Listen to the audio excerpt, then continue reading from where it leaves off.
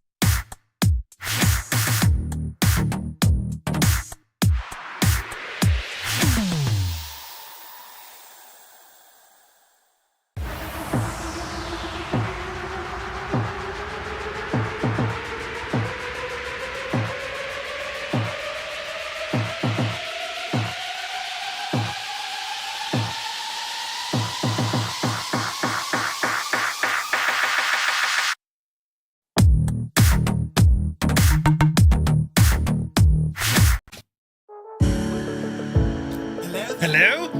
Hello, everybody. Happy Monday. You're very welcome to the start of another week. And here's a man with a cap on his head. Isn't it lovely? Ah, yes. Brilliant. Let's see you find the friggin' grey bit now. Look, I hope you're all keeping terribly well. Tonight we start a brand new Monday night adventure. This one called From the Earth to the Moon. It's a 7-part journey through one of the most extraordinary chapters in human history. This is the story how we went from the early experimental rockets landing on the moon, and how the journey continues to this very day. Across the series, we're going to explore the key moments, the places and the people that made spaceflight possible. Beginning in the origins of rocketry in the deserts here in Kazakhstan, where we trace the path of wartime technology to the intense rivalry of the space race. We follow the transformation of test pilots into astronauts, and we dive deep into the engineering marvel of the Saturn V rocket and uncover the global network that supported the Apollo missions. Yes, from the triumphs of Apollo 11 moon landing to the near disaster of Apollo 13, we explore not just the successes but also the challenges and the human stories behind them. The journey continues through the space shuttle era, redefining how we operate in space, and leads us to the modern age of exploration, shaped by companies such as SpaceX and NASA's return to lunar missions with the Artemis project. So it's all going to be kicking off.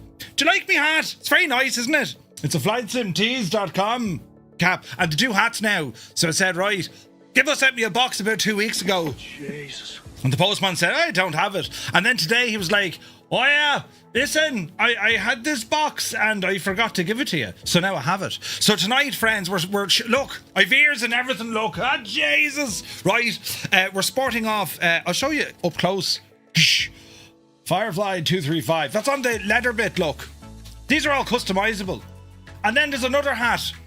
2 hats. Look at this. All very fancy and terribly nice. So, this is great. Look, if I go to this cam, you'll never again be able to slag me. Wait now, where's the button? Is that it? No, Jesus, no. Is that it? Yes! Look! The back of me head! It does the job! It's all brilliant! Ah, fantastic. Look! I mean, that's as smooth now, you know. Oh, brilliant.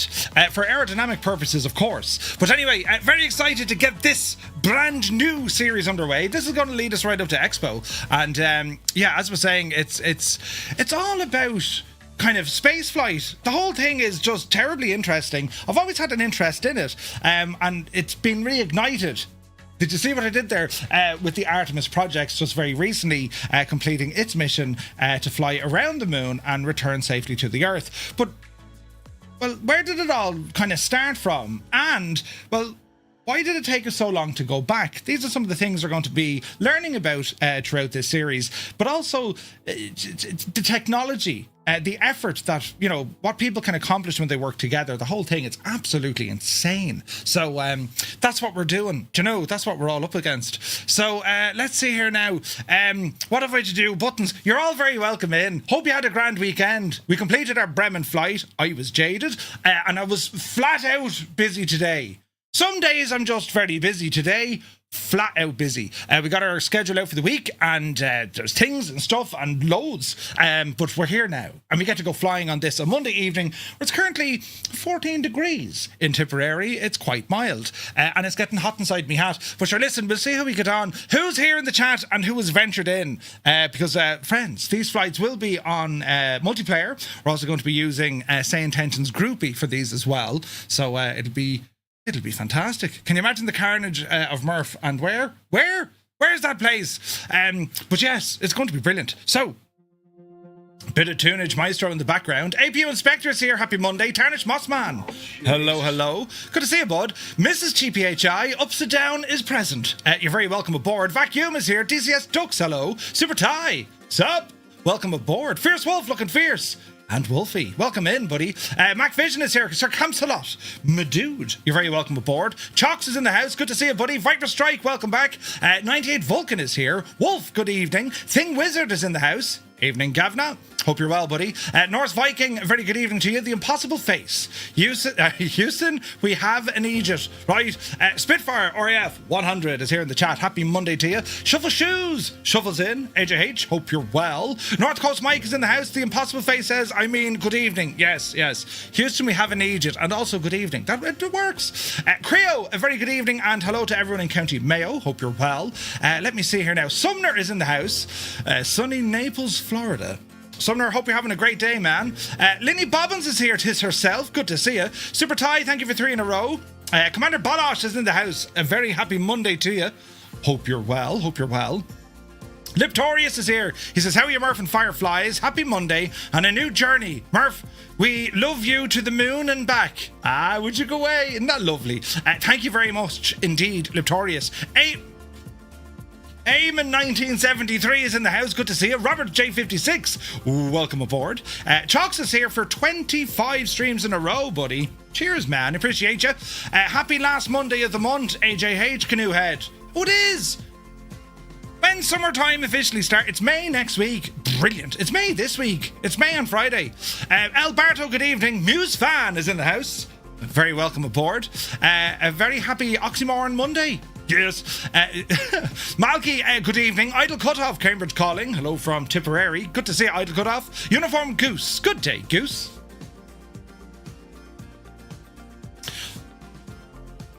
Yeah, okay, I did look better there if I wore a hat, in fairness, right? Jesus. But yes, Sunjammer's in the house. Murph is trying to fly with his small hands. What? I'm over the moon to be here. Go man yourself, Flyer 10. Proby Pete is in the house. Good to see you, buddy. First flight of the Bremen. Nice. Blinky, a very good evening. Flying Tritz is here. Hope you're well. And thank you very much indeed. Yeah, we had lots of fun yesterday. It was a long out flight. But it was some achievement, wasn't it? Some achievement. But fantastic stuff. Now, where are we? We're over here, look. The Impossible Face, 15 in a row. Thank you very much indeed. Fibro, good to see you, buddy. Hope you're well. Cyrus T, the man of teal, has rambled in. Stu Snape is here. Good evening. Hope you're well. McManster, happy Monday. We've never lost an Irishman in space. We're sure as hell not going to lose one on my watch. Failure is not an option. Apollo 13, though. What a movie. Tima is in the house. Good evening. Mr. Big Bridges is here. Bricky Stew, welcome aboard. The Tennessee Texan. Your production value is just out of this world. Thank you very much indeed. You're very kind. I just stress over trying to make things look nice and, not break things. Actually, now that you mention it, though, I just got a beep in my ear to say that my headphones have died. Hang on now. It's like a pit stop. That one goes in. And if I've done this within 7 seconds, you need 7 seconds. If you do it right, they turn themselves back on. Brilliant. Right, technology today. Now, let's have a look. Dougal McTavish, the chairman, has rumbled aboard. Good to see you, Dougal. Hope you're well. Memphis Don is here. Good to see you. Old Veteran 965. Tier 2, 64 months. He says, how many buttons have been pushed?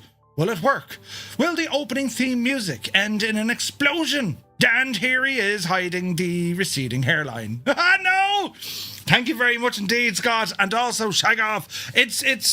it's sun protection. It protects me from the rays, you know, and protect you from the sun getting burnt on my face, because I do get terrible panda eyes. But yes, hiding, where's this now? Hiding balding, are we? Says Super Tie. I'm not balding. I have a fantastic, oh jeez. There's still, I look like a yobbo when I wear a hat like that. There's still plenty of owl, isn't there? Right, so it's just, I'm wearing a cap to hide the, it's to stop you from feeling jealous is what I'm doing. Yeah, Murphy and his beautiful mane of hair, it's so nice. That's what it is. Right, anyway, de Ruyter, good evening. This evening we fly a Cessna 172 over the moon. Yeah, it's possible. Kind of. I think the hair in his wig has already fallen out, hence I'm wearing a cap to cover his baldness. Wait, what? Canoehead says, a friend told me the Irish were planning on flying to the sun. I said, that's impossible. They'll burn to a crisp. He said, no problem, we're going to go at nighttime. All right. Swing. Jesus. Brilliant. Nutty's Lack is here, good to see you. I just flew about the whole way from Dublin to Dubai with Flaps 1 deployed. Man yourself, that's how you do it. Flight simulators in the house, good to see you. You're doing the flight to Greenland Nook from Birmingham. Whoa. Got a box and now the cat owns it. Indeed. What do you mean the hat doesn't fit? It does fit. Look at my beautiful shaped head inside in the hat. It does fit. It's lovely. Right. Hermit something. A very good afternoon to Boston. Hope you're well. Toto, 24.95. Very good evening to you and Mrs. Toto. Hope you're well. Where is this now? Where's the gadget? Oh, it's over here. Look at the fancy Johnny 2 hats. I'm telling you. It's got a white strip beacon on the back of your hat. As soon as you turn off the lights, it'll glow and the beacons will be lit. It just has writing on the back. Very nice. Should we put the mirror on the back of the hat to ensure we get proper glare from the back of the head? Wait, what? Memphis Don, good to see you. So does this mean we get to see some streams? Streams, you say? KSP. I'm lost. KSP. Where? KSP. Where's that now?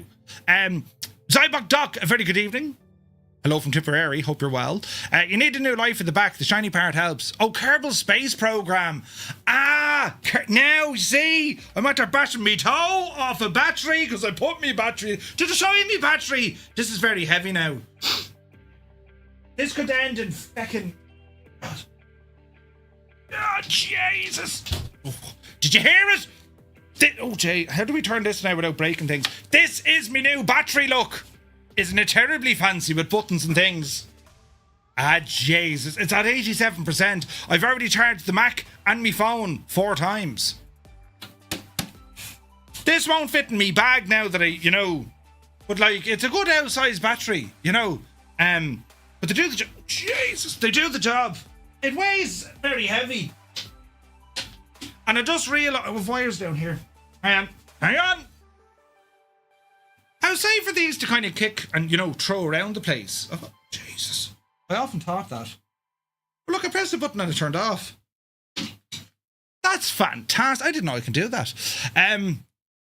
Is it all right to keep in the house? Oh, God, it is. Yeah, it is. Basically, I've tested it. It'll run the TV, the fridge, the router, the Mac, and all my little paraphernalia off me mobile streaming setup for about 7 hours with everything connected. That's impressive.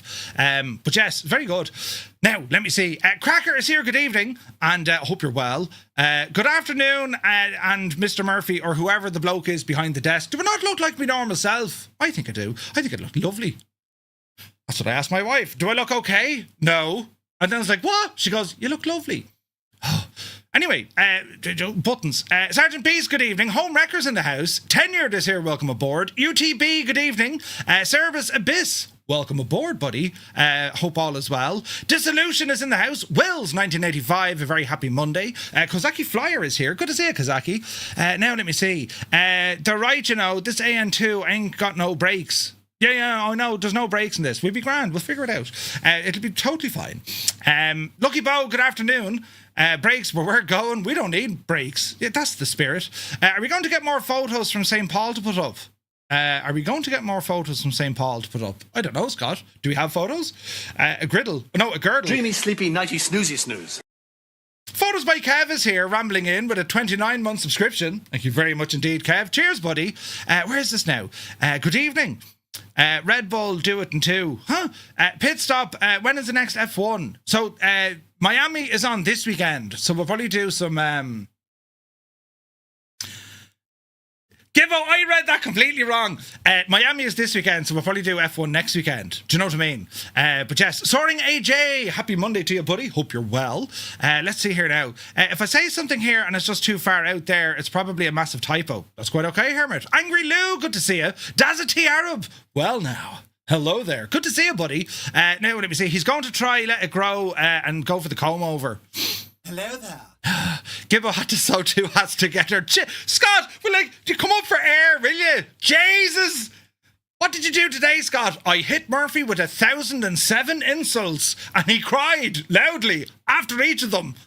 Jesus, brilliant. Kerbal Space Program, yeah, I don't know, lads. I don't know. I'm confused even thinking about it, you know. But yes, Sith, good evening. Daddy Plump, good evening. Crafty Tigers, good evening. Hope you're well.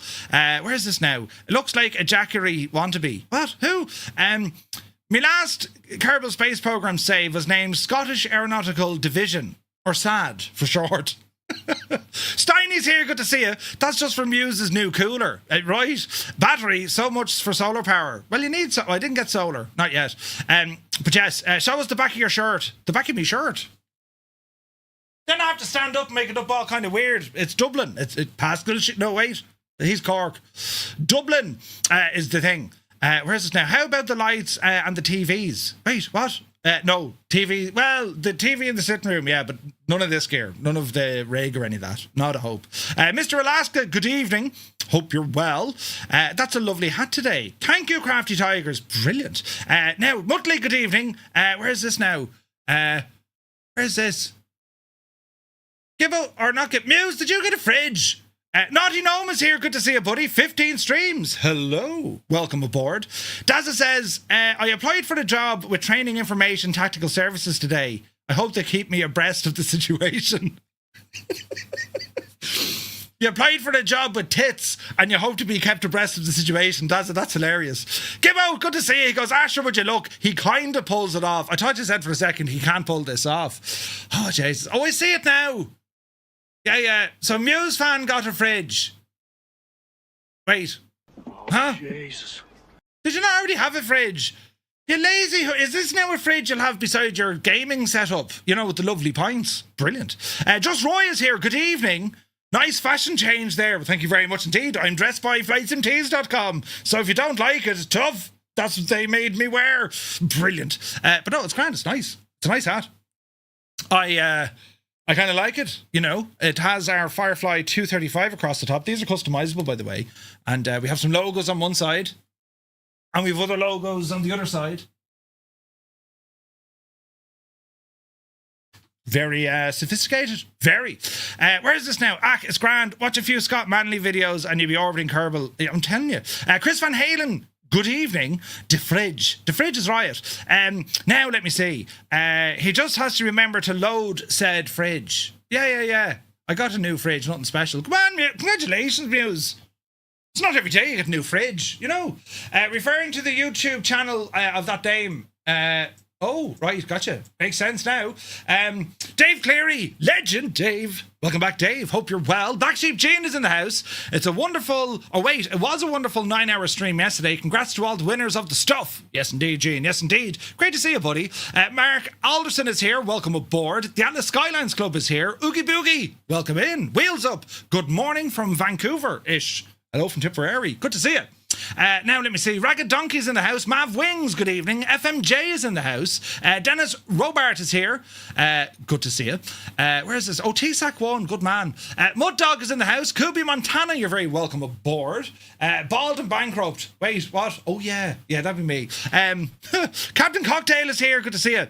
Your stream lags on YouTube. Oh, it lags. Give it an hour refresh because I'm not losing any frames. But if you are watching us over on YouTube, you might keep me honest and let me know how it's going on. We should be pushing out a normal stream. Let's see what happens. Heisenberg, a very good evening. Hope you're well. Happy Monday, bud. And right, we'll get over here and get ourselves started because we're flying a machine tonight. Thank you, Idle Cutoff. We're flying a machine tonight that doesn't work terribly well. It's well suited. Well suited. So we'll do one of these. Now, here we go, look. Brilliant. Now, get in there, you good and tired. So, with our flight tonight, we're going to be using multiplayer and also groupie from Say Intentions. Now, the aircraft we've gone with tonight, this is the AN-2, the Antonov built aircraft. I've had the privilege and pleasure to see a few of these in my days. Never flew in them, but I've been in them, and they're massive. Ginormously massive. They're a huge airplane. So this is what we're going to be checking out, or this is what we're going to be flying today. Now, I think the developer was AT-Sim. And the issue is it was taken over by Asobo. It's a native 2024 aircraft, and they've shagged it because the brakes don't work and the sounds are a little bit So what started off which once upon a time was a phenomenal add-on. It needs a lot of care. The good news is, well, they've realised this, so Microsoft and Asobo have added this aircraft to the upcoming Sim Update 5, in which that'll be the aircraft and avionics update. It's going to be absolutely brilliant, and I'm very excited to see and very happy that they're working on this aircraft for the next update of the Sim. You see, so let's have a look. That's working, and I think that's working. Yeah, all our stuff is working. Right, super duper. Now, let me see. Old put. I'm telling you, bet the sounds are still better than the A400, right? Now, lads, the flight plan for tonight, lads, is a little bit tricky because we're flying in an area that does not have good coverage when it comes to airport names, nav aids, and all the jazz, right? So I'm going to show you what it looks like. Right, PQ, good evening. So the flight plan, it's broken down into a number of different waypoints, all right? And if you don't have this, well, you should have this because I've called them waypoints, but it's the same flight plan. However, you'll notice our starting airport, Uniform Alpha 00, is also our ending airport. That is not correct. The problem being is, up by the test site, up at the Cosmodrome, there is an airport, but I don't have an ICAO code for it. Doesn't exist on SkyVector, doesn't exist on Navigraph. But I do believe it's there, right? If you search bald and bankrupt Baikonur, you'll see what I'm saying. Muttdog, got you now. Sweet. So to talk about what way we're going to fly this one, right? So we are departing out of Uniform Alpha 00. And what we're going to do, very much a VF4 flight, we're going to ramble up this way because we're heading over a place called Kyzylorda. Now, Keen, you might give us a solid there with the pronunciations because, well, you know, I can try accent, but pronunciation not good. But anyway, we're going to follow on up by the river here. And from the river, we have a couple of waypoints. I called it River, Windy River, More River, right?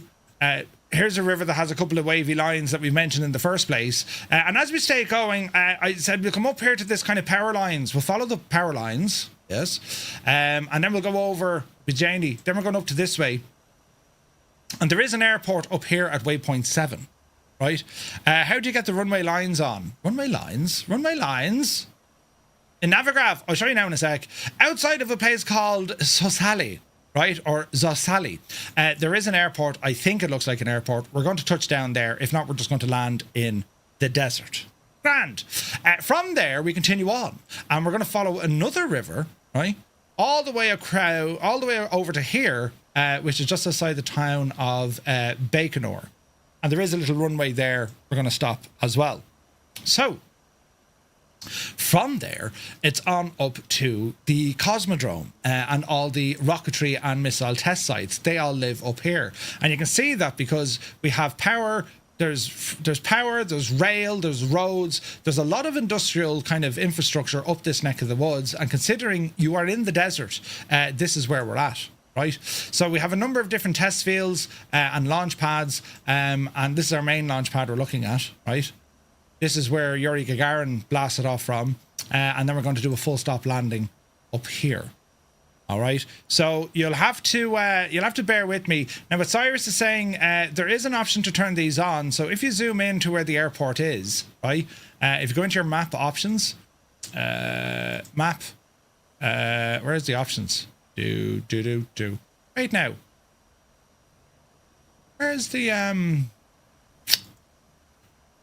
Where's the settings? Have they moved that? Oh, they have. No. Where's the settings for this? Oh, here. Press this one here. Look, see the little filters and the layers, right? Everybody, Heart Healer 1 just joined the group. Sweet. For your attention to this matter. Thank you for your attention. It's in here. You can turn this stuff on or off, right?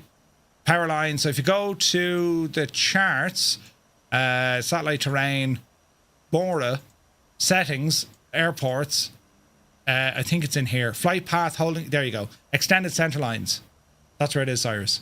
Buried, but that's where it is. All right. So that's where we'll find it. So that's our flight plan. We'll do our best to kind of stay with it, right?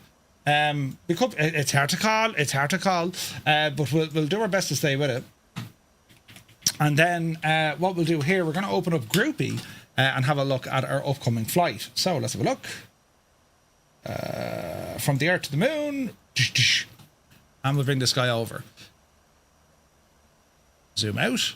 Here we go. So here we have a couple of people starting to get up and ready. And we have our different call signs.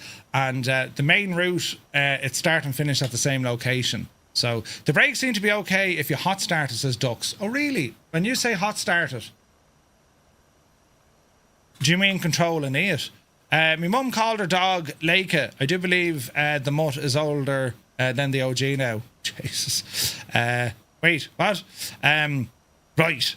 Steiny, that went over my head. Leica? Og? Leica? Load in on the runway, you mean? Oh, really, Ducks? Oh. Okay, well, sure, look, we'll see what we can do, right? We'll see what we can do. When we arrive at our next place, first dog in space. Ah, Lake at the first dog in space. Yes. I see what you mean now. I do believe the mutt is older than the OG. They launched a dog into space in the 50s, didn't they? Or was it 60s? Lake at the dog. Oh, you think I'd know that now, wouldn't you? But anyway, what we will be covering tonight, except for the dog, right? We're going to be talking about the origins. This is all about the origins of, you know, the who's and the what's it's, right? So where did all this kind of start from? The technology, the kind of political upheaval that was going on. We then had a space race, and then what the Soviets were doing versus what the Americans were doing, and so on. And then we talk a little bit about the different projects that were started up, and it brings us right up to kind of, well, next week when we start talking about the equipment and that, right? So there's a fair bit there, right? There's a fair bit there. Where's this now? Cranley Airport is in a little nav map. Ah, right. Okay. Pigs in space, I'm telling you. Now, this machine, let's see what we can do here. So we know there is an issue with the brakes, but Dux is saying it's fine if you load in. Interesting. No need to pronounce the first Murph, i.e. Leica. Thank you. Carlos, good to see you. Jesus. It is that of the local legend, yes. So we'll go ahead and get the battery on. That's it, lads. I don't know anything else about the aircraft. We'll get the battery on. Get this gadget turned on because we need him. I do think we need the radio on. This is going to be all sorts of crack. So, hello, flight controls, attitude, battery switches on, comm radios. We want these guys. Balls, this was working. There we go. So we want the comm radios. Really? They were working just fine. I think it's them. No, it's not those. Never mind. Comm radios, Murph. Oh, I think it's over here. No, that's engine instruments. Alright, we'll just wing it. We'll just wing it. There are comm radios. Fuel shut off valve. Come on down to here. This needs to be fully forward, which it is. Prop lever goes up. This is our mixture. That stays in the back position. These are engine cowling and oil flaps. They're okay for the moment. These are external lights. Mags go to both, right? What else do you want to do here now? Pneumatic valve, that's opened. Air pressure, park and brake is set. Don't think it works. Fuel selector needs to go to both. That's going to be that way.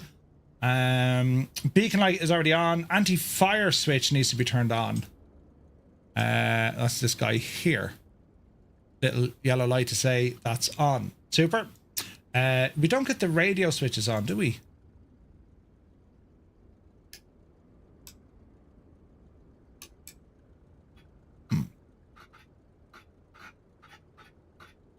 What's that for? Oh, they're lights. Right, they're lights. Right, engine parameters, fuel quantity, that's okay. So starting the engine is going to be prop, mixture, done, prime as required, prop, mags, starter master, which is that guy. And then we'll see what happens after that. So we'll get some fuel pumped in.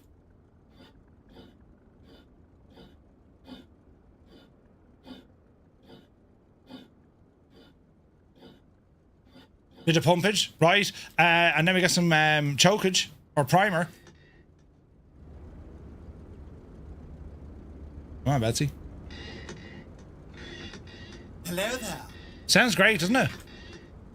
And now what else do we need to do? Now, oh Jesus. Now I think we just give it a start, lads. You ready? My buttons have forsaken me. Right.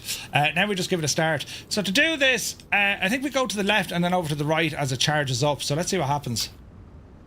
We could be lucky here. This could be great. So we're waiting for the old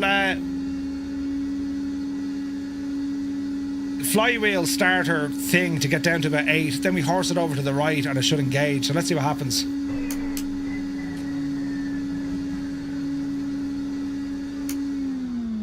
We missed a spot. All right. She didn't want to engage. Mixture. Not enough prime, maybe? Fuel valve left of mixture. Fuel valve left. Well, there's a mixture. We did this guy. He is set to both. We don't need any of these guys. The red knob? Does that not go forward? Balls! I thought that went forward. Right, hold fire. The primage? We'll try that again. Maybe I had it in the wrong direction. Let's see what happens. Ah, Betsy. Wait now. And we'll try this one.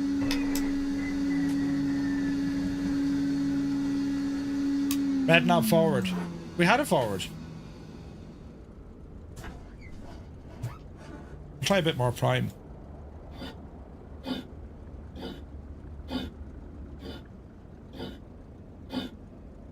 You gotta love this airplane already, don't you? Sounds just like a Skoda.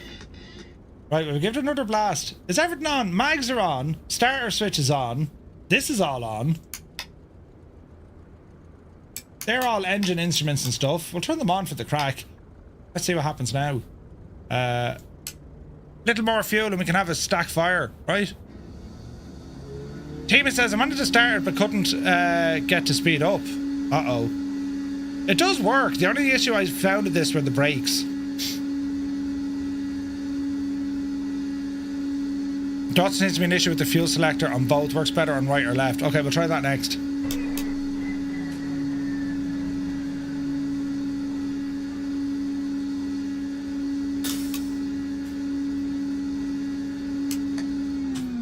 Come back to me. Right, we'll try on the left tank. One fly air, good to see you, buddy. It's a bug. Fuel selector, not to both. Have to be right or left. Thank you, FK Princess. PS Miranda, thank you for 35 months. We are learning.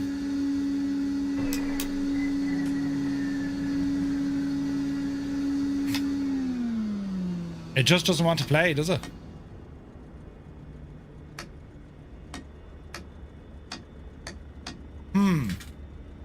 What am I missing?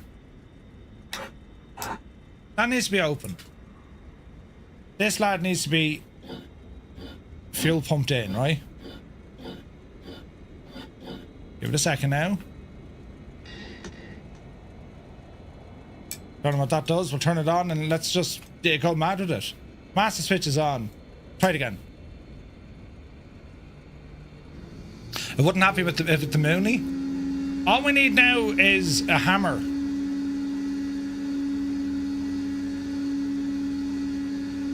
Don't think I'm forgetting nothing. It's a while since I flew it. Get the throttle open.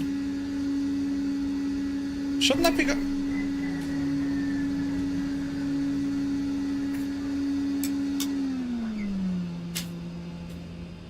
Right, we're turning on lights everywhere. Manifold pressure, the whole shebang. Come on, Betsy, you can do it. Shouldn't that get, like, below 8? No? In Soviet Russia, plane starts you. It's as if that needs to be going below 8, I think. That's where the issue is, isn't it?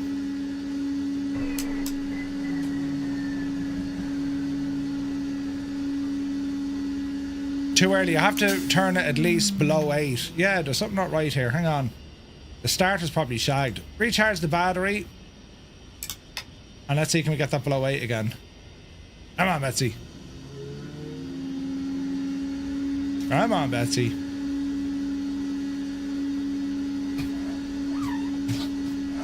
It's like that system isn't energizing.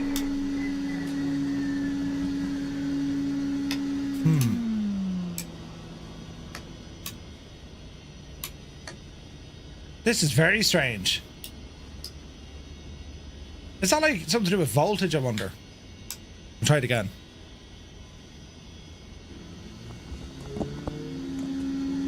There's spinach.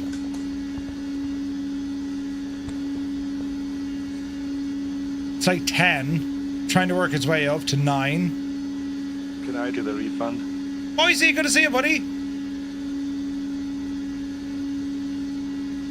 I had the tool top that showed a percentage, 100% then crank.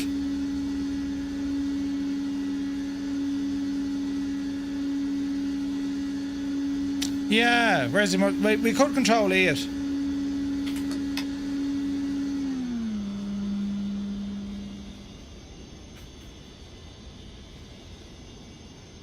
Jesus, control E doesn't want to work.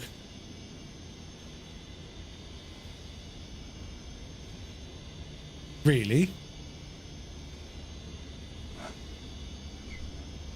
Ah, that's hardly it.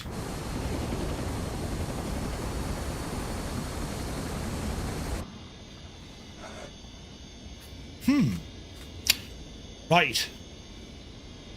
It's stuck in an endless loop. Hey, Dougal, good to see you. Think the fuel valve is broken? No, she was working. This is most unusual. Most unusual. We'll try it again, lads. We'll give it one last blast, and if it doesn't work, we'll fly from the runway. Do you know? You need to be able to speak Russian. Very strange. Right, we'll go through this again, right? Wished now. Wished. Right, disappear you so we can see what we're doing. That is the battery. Yes. Now, that needs to go forward. That opens up. Here's a mixture. That's all totally fine. Mags will be turned on, right? Starter gadget switch is this fella.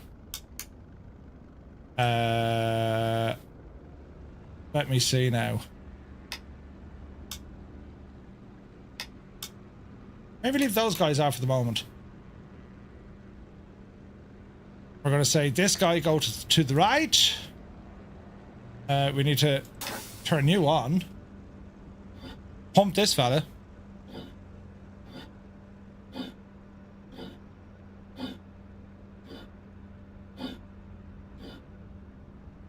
That's a mixture, so that goes fully back, yeah.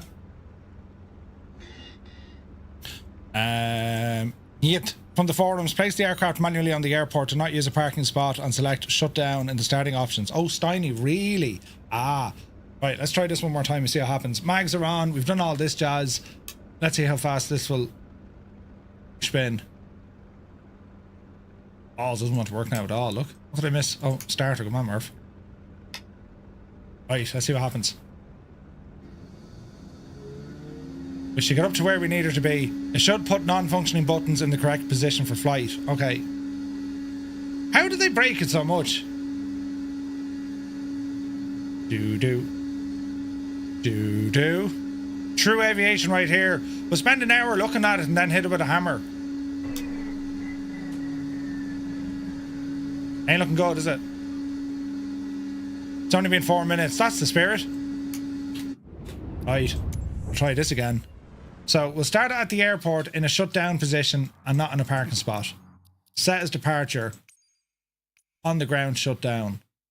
I wonder if I should just do on the ground ready for takeoff just to skip the bejesus then we were having. I think we'll do that. Anyone order an should be grand. This should start up now, engines running, and it's going to be wonderful. Thank you for your attention to this matter. You're welcome, Betsy. Now, let's see what happens. Ah, look! I let this bit out. First time! It's not the plane. Right. It's the pilot.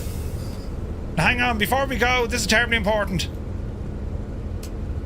No. No.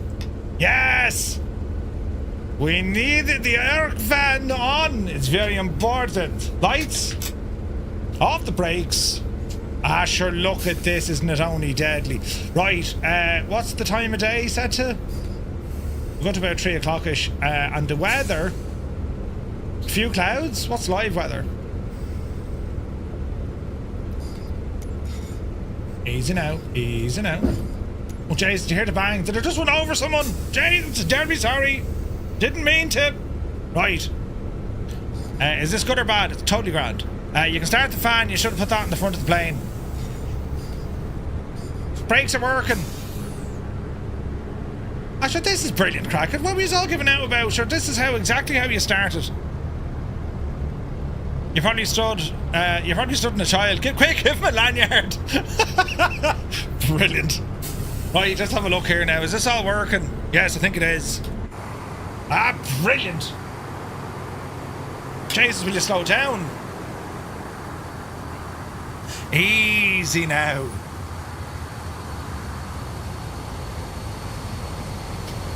Jesus, Stu Snape doesn't even have a plane. Look. Stu, you're literally flying without an airplane. Easy now. I will say this, it's a very beautiful cockpit. Isn't it very nice? Yes!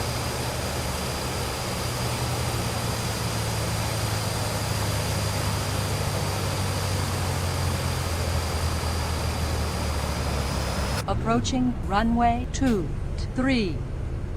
Right now, we'll go this way. Yeah, Stu, there's no model matching for you, mate. I think I know what's wrong. It's because I probably removed the default Cessna. Stu is literally flying by the seat of his pants. Child started the plane for Merv. Yeah, pretty much. Yeah. Hey, it's Lazy. Good to see you. Jesus, that's embarrassing, isn't it? And I wouldn't mind, like, I mean, Jesus, why is there other people? Mav Wings is not in it.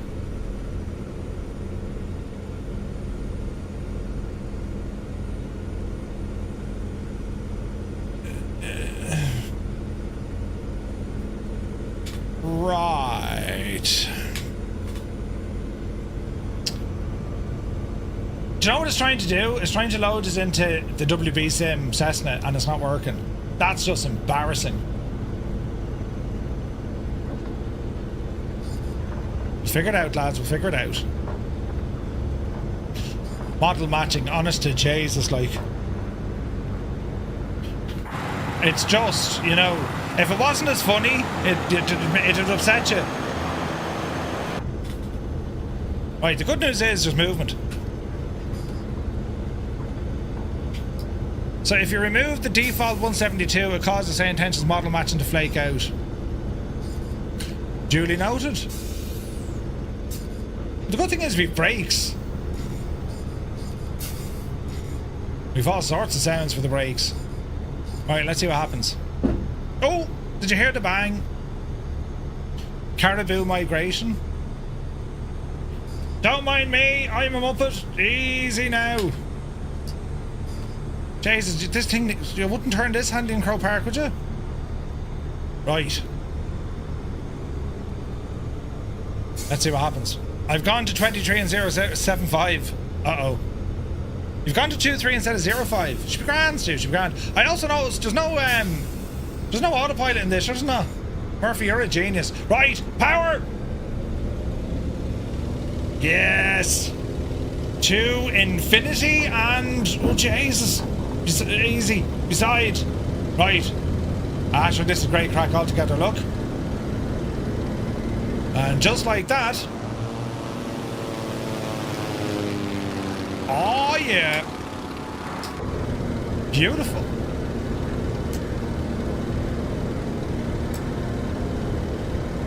Okay, we absolutely don't have an autopilot, so this is going to be hilarious.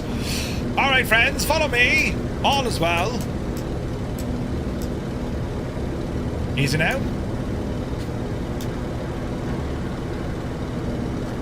I don't know what my speed is going to be.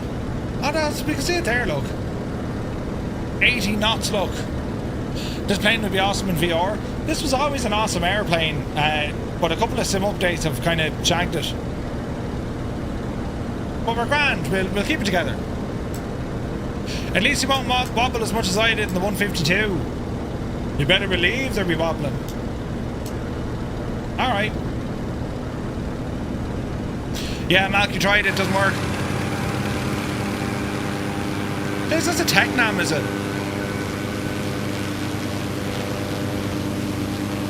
Okay, we're looking good, we're looking good. We want to head up kind of yonder this direction. And we'll play it all by ear. This is actually nice. Is that all this thing can do? 84 knots? Oh dear, oh dear, oh dear. Oh no, there she is. Come up the road there now. We need a bit of speed on this. Yep, you do, will you? Easy now.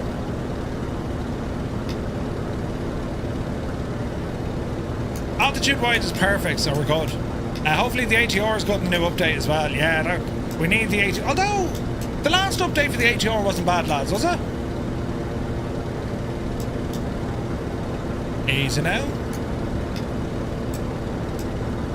Right, we're going the right way. This is great crack. Right, lads, if you're flying along with us now, Xbox pilots, or if you're on the PlayStation, it's number 1. If you're on the PC, press 2. If you're using Say Intentions, Groupie is number 3. And for everyone else, if you're flying or just sitting here and enjoying, well, I won't even say enjoying, it's number 4.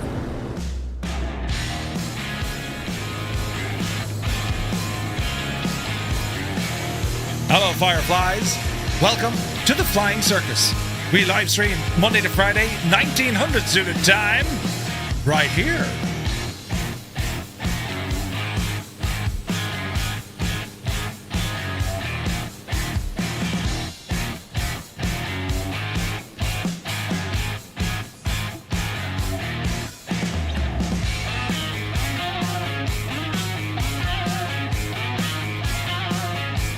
We appear to be getting some serious windage. 30 knots? Right. I need to fix this one. Yeah, with the garden. Now you're talking. That's a wee bit better now, lads.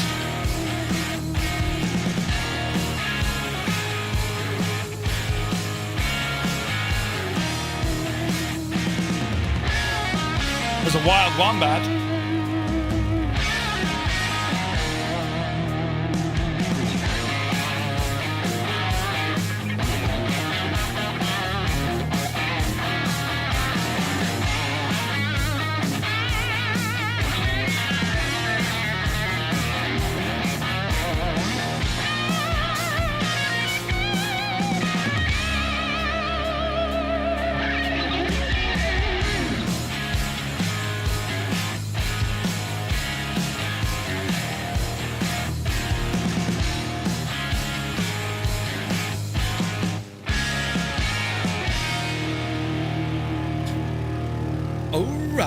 Test pilot, good to see you, buddy.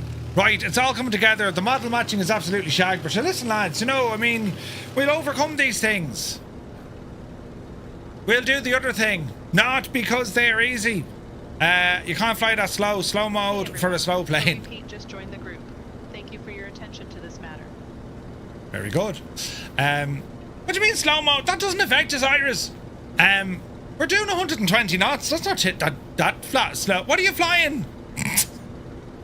Is some update 5 out yet? No, it's not. Clearly, I'm in an absolute terrible predicament. Said the one who drives the tractor all week. Yeah, 120 is 172. Shag off with the buttons. Right, hang on now. I've notes over here. Safe bet. Let's go reading from them, shall we? So, friends, we shall start off from Earth to the Moon.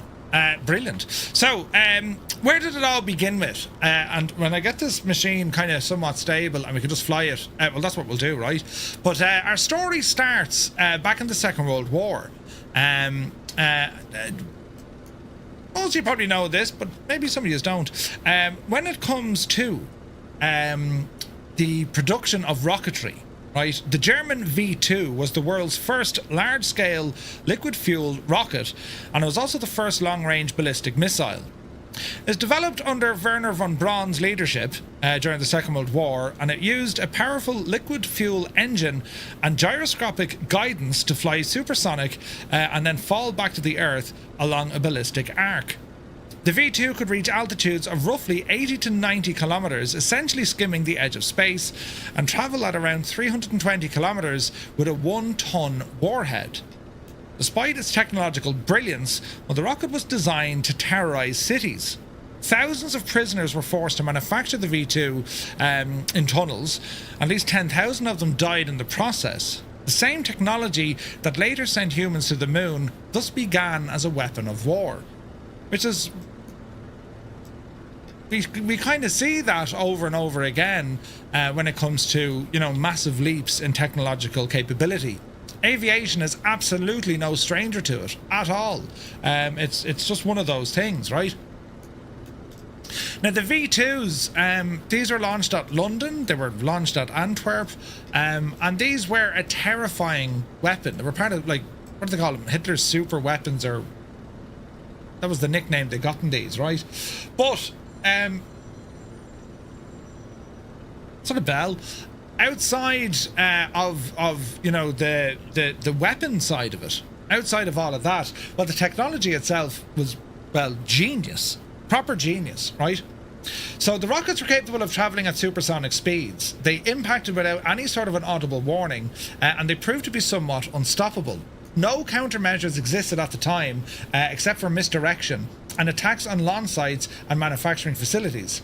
However, post-war and historical assessments found they had little material or strategic impact on the war, despite the great cost of the program.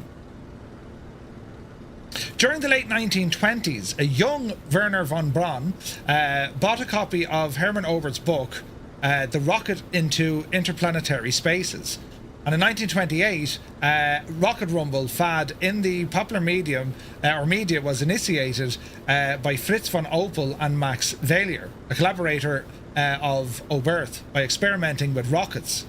The rocket rumble was highly influential on von Braun as a teenage space enthusiast. He was so enthusiastic after seeing one of the public Opel rocket car demonstrations that he constructed and launched his own homemade toy rocket car known as the Ein-Degen Cycle on a crowded sidewalk, and was later taken in for questioning by the local police.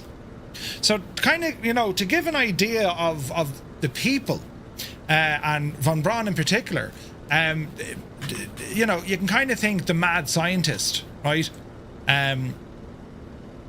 Which is just nuts. So von Braun, as a young fella, I mean, he was just mesmerised by rocketry and built his own stuff, and crazy, right? Absolutely crazy. Starting in 1930, von Braun attended the Technik Hochschule in Berlin, where he assisted Oberth in liquid-fueled rocket motor tests. And von Braun was working on his own doctorate when the Nazi Party gained power in Germany. And artillery captain Walter Dernbergen arranged an Ordnance Department research grant for von Braun, who then went to work on the next solid-fuel rocket test site. So that's where the connection was. He was working on rockets. All sorts of political stuff happened in Germany, as we well know, and well, his ideas were very much liked and sponsored and endorsed. And right, have at it and see what you do, right? So that's the turbulent side of it. However, after the war, and this is where things get interesting. After the war, this technology for peacetime application, that's where it really terrible pun, but that's where it really took off in terms of the capability of what they could actually do. This new fuel, being able to propel an object, 80 or 90 kilometers, that was known as the edge of space between Earth and space. It was capable of doing so. So it was very, very interesting stuff. And von Braun was one of the main kind of protagonists behind all of that.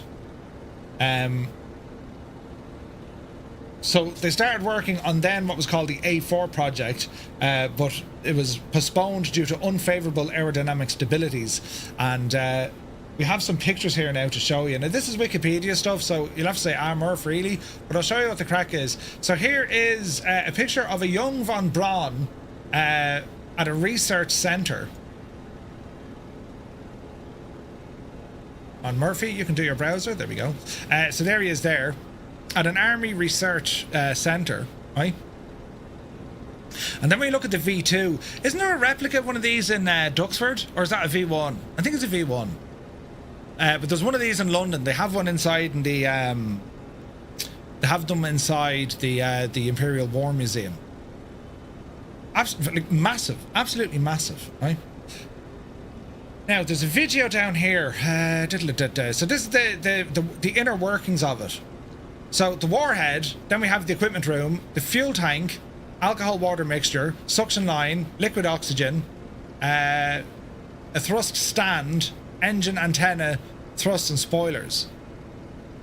V2 is somewhat bigger. Yeah, the V1, what do they call it? The bundle bug. Yeah, considerably smaller. Where is this now? So we do have rocket assembly and launching. Have a look at this. This is like declassified stuff, right? It's just to give you the idea. V2 rocket. Like this was at the time otherworldly. Do you know? I'm really low. Altitude wise, yeah, no, that's okay. Doodlebug, that's the one. That's the one. So like the testing, this is all like highly secretive at the time, and the cost of this endeavor was friggin' nuts, right? White Sands Proving Ground. Yeah, probably Linny, I'd say. Yeah, probably.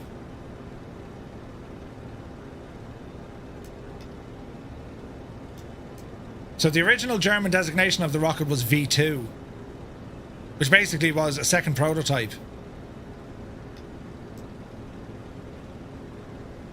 But it's as I say, like it's important to know when, we look at spaceflight to this day, we look at the rocket launches and we look at all the stuff behind it, all the technology, and this is where it started. This was the infancy, if you like, of what was capable when it came to space travel. And Germany, without a shadow of a doubt, were leading that. Their application at the time wasn't necessarily for space. The idea was get a rocket up high, it would travel undetected and then smash into a target. That was their weapon, right? But the technology that von Braun was working on in terms of how you'd launch the vehicle, how the engine would work, the fuel ratio, all the aerodynamics, how all this worked, that's what he was very much behind. The reality is, the German labour back then, especially during the time of the Second World War, they used slaves. Tens of thousands of slaves were used in the production of this kind of stuff, which is just, it's frightening when you think about it, Balbro is here. Good to see you, buddy. Prime, yeah, 100%. So apart from, the incredibly kind of negative and, upsetting history of, why these things were being built in the first place, the technology definitely supported future endeavours. And as I said, in aviation, when it comes to warfare, aviation is absolutely no stranger to that. That's why you have carrier-based aircraft. That's why you have, guided weapons. Even helicopters, the idea was designed for combat. Either get people in or out of very small areas, all this kind of stuff. So that's just how the world pretty much works. Even today, when you consider drone warfare as a thing. And drone defenses. It's where the world is, right? But that's all of the V2. I think we have some videos here of her launching. And like, even coming up at all this, I mean, this was brand new. So in terms of having like various different teams, the trajectory of how this is going to launch, and what happens if things go wrong, you know what I mean? So here's a launch there now.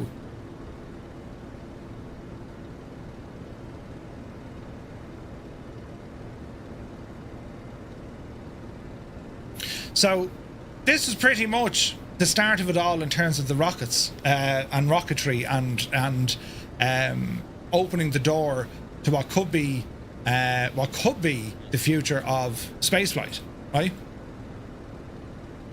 The V2 program sped up the space rate. God, it did. Winkle Gassner, welcome in. So again, fascinating stuff. But that's pretty much where the history was. There's a rocket used by the V2, or the rocket engine.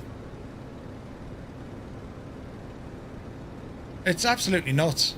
Now you might say, right, Murph, that's grand. Oh, there's one in Cosfordshire. You might say, right, Murph, that's grand. Okay, so V2 rockets, brilliant. Well, the Germans were using them. How, how did this lead on to, the space race and what happened here? Well, we're going to move on to that because after the war had ended, here's one note. The first photo of Earth from space was taken from a V2 in 1946, and this was launched by US scientists. And you might say to yourself, well, Jesus, how did the Americans get their hands on a V2? Well, I'm glad you asked, because we're going to cover that there now, right? So, when Germany surrendered in 1945, Allied powers rushed to seize rockets and expertise. The United States, through the Office of the Strategic Services, launched Project Overcast, which was later then called Operation Paperclip. The idea was to bring German scientists, engineers, and technicians to America. And although originally intended as a short 6 months advisory program, well, it quickly became permanent. US authorities recruited Werner von Braun and about 125 colleagues, many with Nazi Party or SS backgrounds. They were moved first to Fort Bliss and then later over to Redstone Arsenal, forming the core of the Army's ballistic missile program, and then later NASA's rocket development. At the same time, Russia, the Soviet Union, forcibly relocated German scientists and factories into the USSR. In October 1946, Soviet authorities rounded up leading members of the German rocket program and their families and shipped them to a secret facility where they helped reconstruct V2 rockets and develop Soviet derivatives. Both superpowers thus built their early rocketry on the same German foundation, creating a split in knowledge that would fuel the Cold War competition. Right? We should put to our right. We're just kind of roughly following that river there. Right? So Operation Paperclip, fascinating stuff here. We got some photos to show you. So this is an intriguing and very striking photograph. Kurt Debus, front row third in, was a former V2 rocket scientist and SS officer who became a NASA director, sitting between US President JFK and Vice President Lyndon B. Johnson in 1962.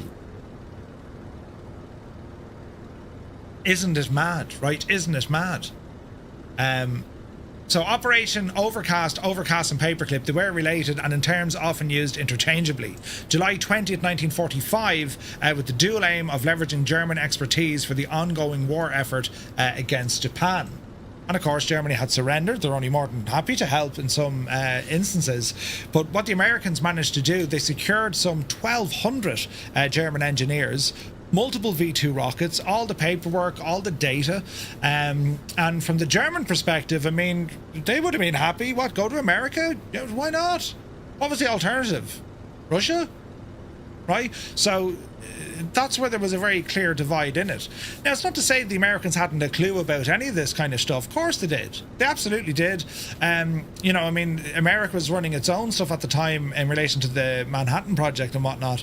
But in terms of the delivery system with rockets, this was very much new to them. And the Germans were just so far advanced at this stage, in particular when it came to von Braun, just so far advanced, do you know?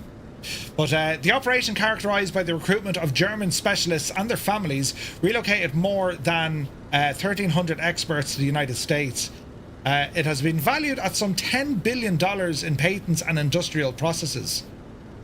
Recruits included such notable figures such as Wernher von Braun, a leading rocket technology scientist. Those recruited were instrumental in the development of the US space program and also the military technology following in the Cold War. And despite its contributions to American scientific advances, Operation Paperclip has been controversial because of the Nazi affiliation of many recruits, and then the ethics of assimilating individuals associated with war crimes into the American society. You can imagine all sorts of drama was there. All sorts of drama. However, the operation wasn't solely focused on rocketry. It also transferred expertise in aerodynamics, aviation medicine, and also related military research. After moving to Redstone Arsenal in 1950, Wernher von Braun's team developed the Redstone and Jupiter missiles. When the group was transferred to NASA in 1960, it became central to work on the Marshall Space Flight Center and later developing the Saturn launch vehicles. Now, was there a movie done about this? And if not, why not? There should have been. Like the whole Operation Paperclip, a lot of it was kind of, cloak and dagger. We need to get our people in first, and then the Russians, they were doing their thing, and they had a list. We need these guys, we need those guys, right? Allied governments didn't really care about German scientists being former Nazi officers. Yeah. They classified the intel until after the death. A lot of them did, yeah. When the Arrow program shut down, a lot of the engineers went to work for NASA. Operation Paperclip. Yeah, but interesting stuff. And again, there's no political sway here, lads. This is just getting our facts, right? It's just getting our facts. But I thought it was very, very interesting. So what we were left with, right? The Americans with Operation Paperclip, the Russians had their own idea as well. What it meant is you now had a lot of German engineers and scientists on both sides. Both sides, right? So they both had similar technologies, but very different political systems. The United States and the Soviet Union pursued distinct approaches. In the United States, rocket development was openly coordinated between military, industry, and academia. The National Aeronautics and Space Administration became a civilian agency responsible for peaceful exploration. Engineers like von Braun were integrated into American society and later naturalized. Conversely, the Soviet Union operated under strict secrecy with centralized control. Sergei Korolev, himself a former Gulag prisoner, became chief designer and directed the efforts to replicate and improve the V2. German experts were initially indispensable. Risk-taking and rapid prototyping were emphasized, and successes were publicized only after they happened. The space race was thus not only a race of rockets, but very much a clash of the different systems.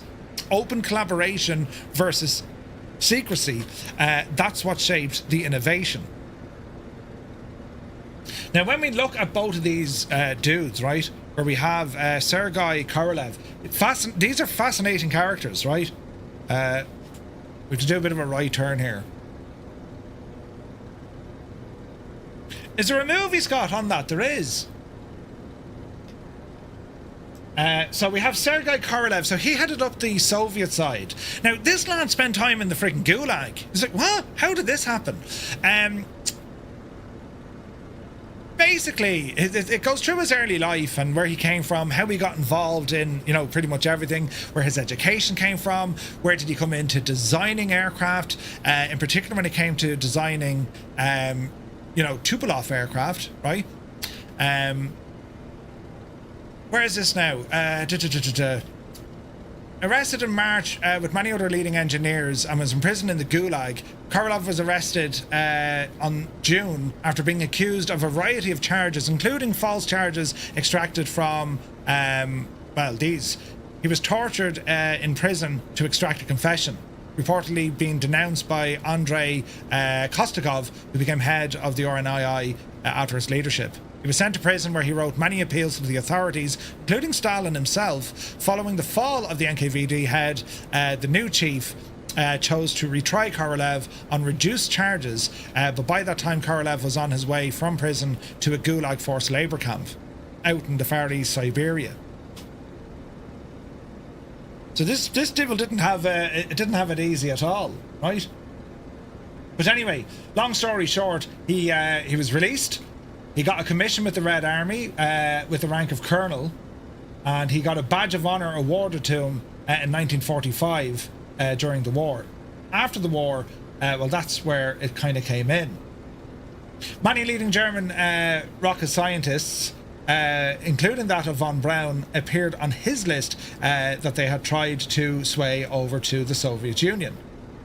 Stalin made rocket and missile development a national priority upon signing a decree on the 13th of May 1946. A new institute called the Scientific Research Institute number 88, or NII 88, was created for that purpose in the suburbs of Moscow. Development of ballistic missiles were placed under the military control of Dmitry Ustinov through the decree signed by Stalin, and Ustinov appointed Korolev as the chief designer of long-range missiles at Department Number 3. During this period, Korolev demonstrated his organization and management capabilities by organizing a council of chief designers, which assisted in circumnavigating the bureaucratic hierarchy of the Soviet missile industry. So Korolev was keenly aware of the orbital possibilities of rockets being designed, as ICBM ideas were shared when working on NII-4. In 1954, 6 days after being tasked to lead the new OR-7 ballistic missile program, Korolev submitted a proposal to use the OR-7 to launch a satellite into space, naming a technical report from Tikhonov and mentioning similar work being carried out by the Americans. After receiving lukewarm support from Soviet leadership, Korolev initiated a modest satellite research project, and to intensify his lobbying efforts, along with others, began writing speculative articles for Soviet newspapers on space flight. They were picked up by the press in the United States and the CIA, influencing American authorities to start their own satellite program. So we started talking about, yeah, we're going to put something into space in a magazine. The CIA saw this and were like, what? What are they doing now? Right? He's a fascinating character, this Korolev lad. Basically, his skill set was very much that of management. Very much that of management. Sorry, Malky, I was going the wrong way. Leading teams and keeping people working. We have a couple of so here we are. Fired at the Soviet atomic bomb, Igor Kurchatov. So there's a picture of him there. Look, we have more. Go back. There he is. There. You ever see that guy? So that was on the Russian side, and the Russians, of course, being secretive, say nothing to no one, go out and do it first, and then when it is done, then we'll tell people, but only if it's successful. That was Russia's thinking, or the Soviet thinking, right? And then when you looked at the United States, they were very different. They were open, they were collaborative, they were all about getting people working together. They set up the systems more so. Where Russia, or the Soviet Union, they were very much, lash it on, belt it on, force it, brute force, push forward, at all costs, push forward. Where the Americans were more about building systems. Getting different systems to work with one another. It was just a very different kind of approach to all of this. In reality, Operation Paperclip, the Americans did far better. They got the cream of the crop when it came to the engineers and scientists. The Soviets, they got, I don't want to say second rate, but they would have got more kind of frontline workers rather than the minds behind it or the managers behind it. So when the Soviets, they got a whole number of V2 rockets as well, and they were pretty much able to hit the ground running faster because the guys were used to working on the equipment. These were the front runners of operations. They weren't, though, they weren't in the wheelhouse of management, and that's where the Americans had a distinct advantage. They had the minds behind these systems. The Soviets had the minds who ran the systems, if that makes sense, right? And the spying, of course. There's a lot of lots and lots of different espionage stories, and it's all fascinating stuff. It really is fascinating stuff. But when you think about it, how all of this began from the V2 rocket into now the Soviets and the Americans, and with Korolev saying, yes, we're going to put a satellite into space, and he put that in a newspaper. The CIA picked it up and they're like, they're doing what now? We can't have that. And that's what started the whole thing.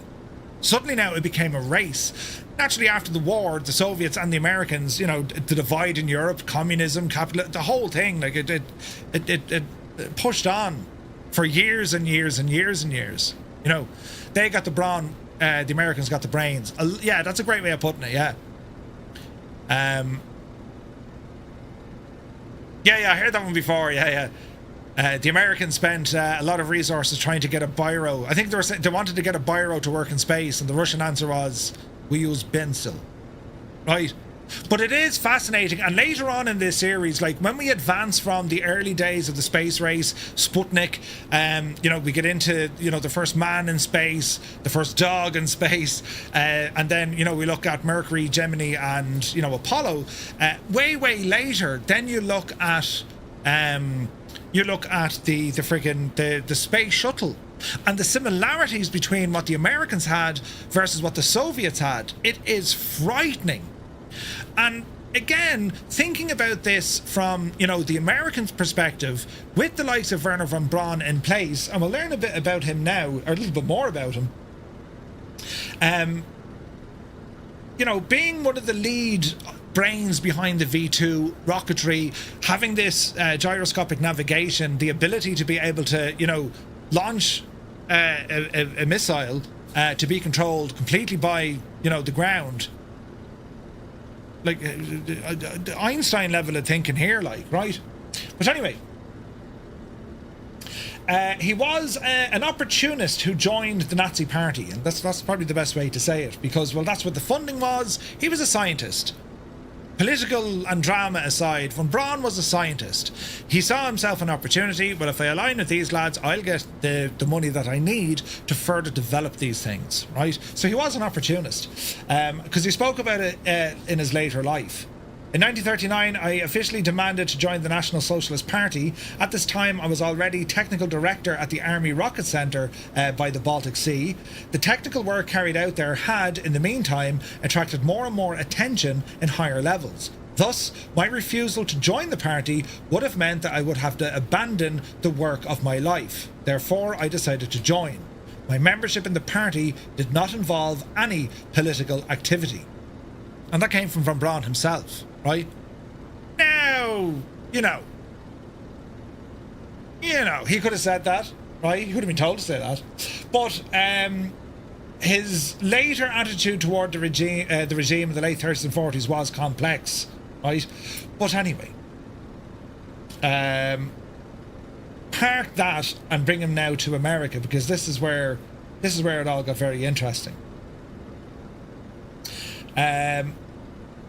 Heinrich Himmler had von Braun come to East Prussia in February 1944 to increase his power base within the Nazi regime. Hitler was conspiring to use Kammler to gain control of all German armament programs, including that of the V2 program. He therefore recommended that von Braun work closely with Kammler to solve the problem of the V2.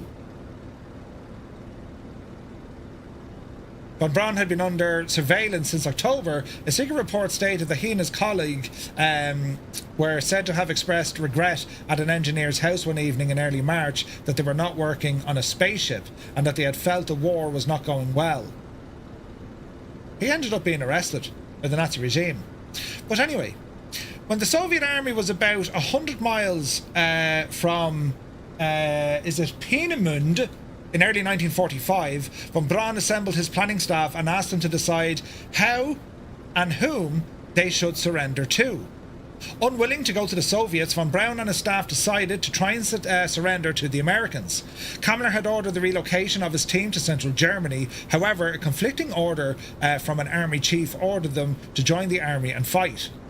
Deciding that Kammler's order was their best bet to defect to the Americans, von Braun fabricated documents and transported 500 of his affiliates to the area around Mittelwerk, where they resumed their work and surrounding towns after the middle of February 1945.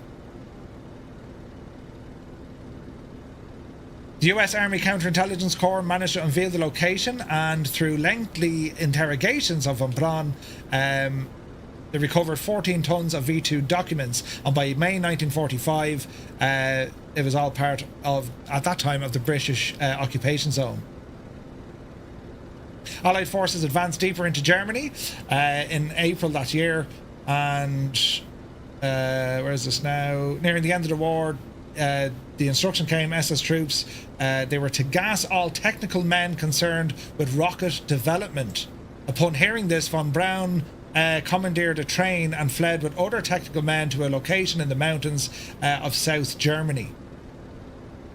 Von Braun and several members of the engineering team, including Dornberger, made it to Austria, and upon finding an American private of the US 44th Infantry Division, von Braun's brother and fellow rocket engineer Magnus approached the soldier on a bicycle, calling out in broken English, "My name is Magnus von Braun. My brother invented the V2. We want to surrender."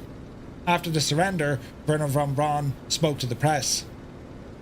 He says, "I myself and everybody you see here decided to go west, and I think our decision was not one of expediency but of moral decision. We knew that we had created a new means of warfare, and the question as to what nation, to what victorious nation we are willing to entrust this brainchild of ours was a moral decision more than anything else. We wanted to see the world spared another conflict such as Germany had been put through, and we felt that only surrendering such a weapon to people who are guided by the Bible could such an assurance to the world be secured." Jesus. That's kind of mad, isn't it? Now, we're coming up the road here, we have a landing. We will come back to that, but that's Werner von Braun, and we'll learn more about him in this series, lads. Like, we'll learn a lot about the people behind it, but again, just to kind of circle back around, the V2, that's where it started. Karolov and von Braun, you had the two technical wizards, one on the American side, one on the Soviet side. Just very, very fascinating stuff. Very, very fascinating stuff. So we'll continue on. We're going to do a quick landing up the road here, and then we'll continue on because we're going to touch on Sputnik 1, and we have a few more things to do. Because once the projects got into play and the people were situated, as I said, the Russians were able to hit the ground running because, well, they had the operatives, they had the brawn, if you like, not to be mistaken with brawn, right? Not to mention the standard of living was much better there. Yeah. 14 tons of V2 documentation. two rides in your garbage truck. But isn't it fascinating? Like, I mean, I can't help it when I look at, those images from NASA, be it the Apollo missions or even like the space shuttle or even with Artemis. I'm kind of taken back thinking, wow, the imagination, How did they manage to do that? How did all this come to be? There's people sitting on Earth controlling a remote control car on Mars. What? I can't get the car to unlock from me button from inside in the house. There's just mad things. And it's you start looking back thinking, hey, why was that? Why was that a thing? It's absolutely nuts. And again, right, the aircraft we're using tonight, perfect example. This is a Soviet-era aircraft, is the Antonov AN-2. And the systems, or at least the methodology of how these systems work. All the main electrical components and everything you see here on the main dashboard, they all have their own interlinked system, meaning you got a switch, you want this valve, okay, that's that switch. Okay, you want this cluster of instruments, well, that's this switch. And that carried on to the later Antonov aircraft. I mean, you look at the AN-225 we have in the sim. You compare that then to, we say, the Western type of aircraft, one button did many things, many systems. Do you know? An RC car with a 20-minute signal delay. Yeah, Murph, but they're using a much bigger remote. The level of the genius flirts dangerously close to yours, right? There's people on Earth still controlling Voyager 1. Yeah, like, it's just, it's fascinating to me. And like, you know, the whole oh, Timmy, you're in the MI2.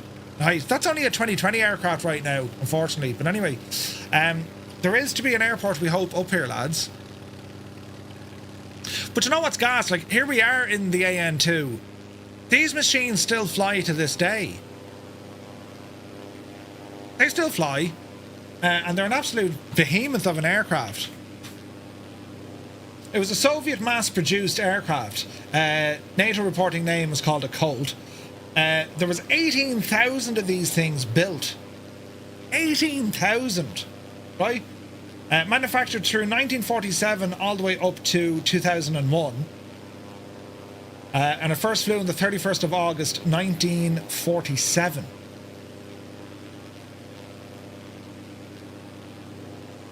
Crazy, crazy.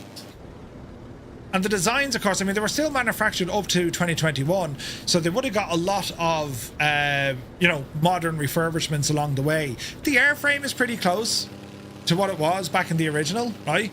I mean, the same, like, and these were used for multiple application, transport, agriculture. We've seen these as crop dusters.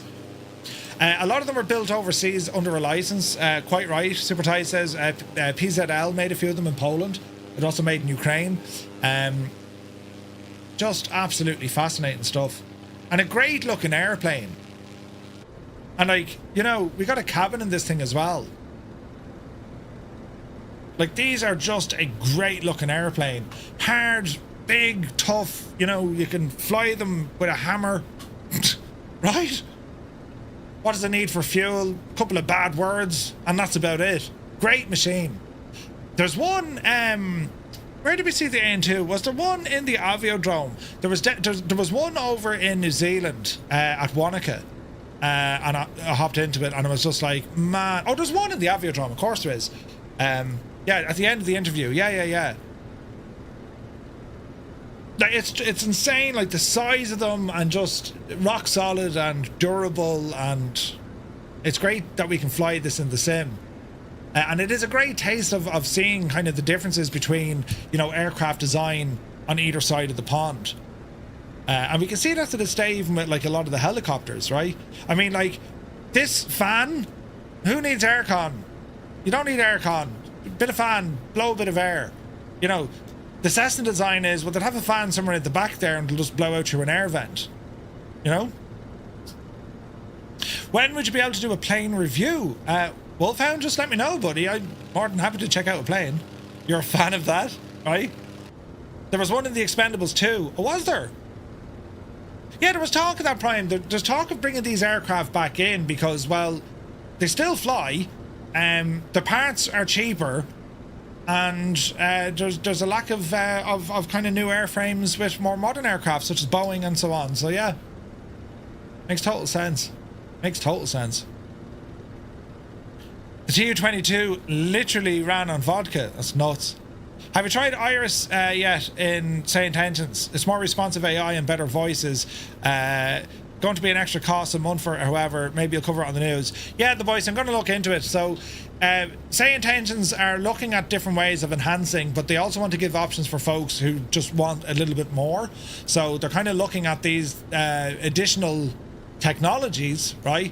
And they said, well, look, oh, yeah, we can grab them, but they're expensive. So that's what they do. So rather than saying you now need it and they up the price, they make them now as an optional add-on for those who really want it. But yeah, I need to spend a bit of time in it with the Iris stuff, but it's way faster. And yeah, again, just very exciting things coming from St. Intentions. Very, very exciting. So hopefully this goes well. I think there's a runway up here, lads. Jez, I hope then there is. So let's see what happens here now. Do we have oh, we have a little bit.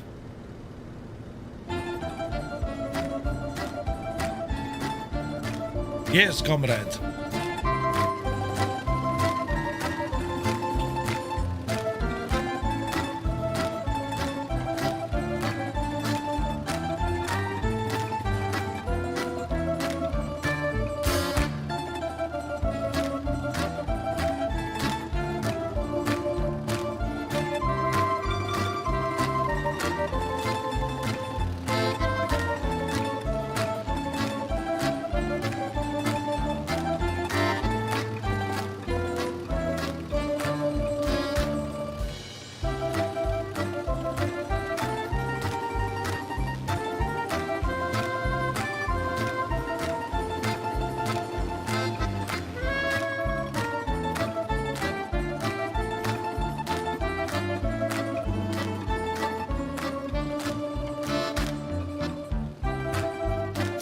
Something interesting that you'll notice along our flight path today, look at the rail infrastructure, the rail networks for trains.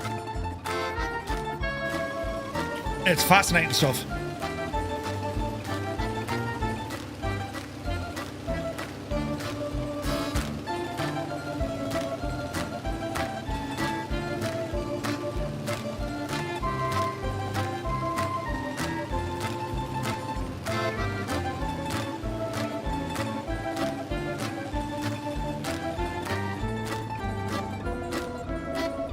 Right. Are these actual... Is this a runway? Oh, it kind of is, look. Alright.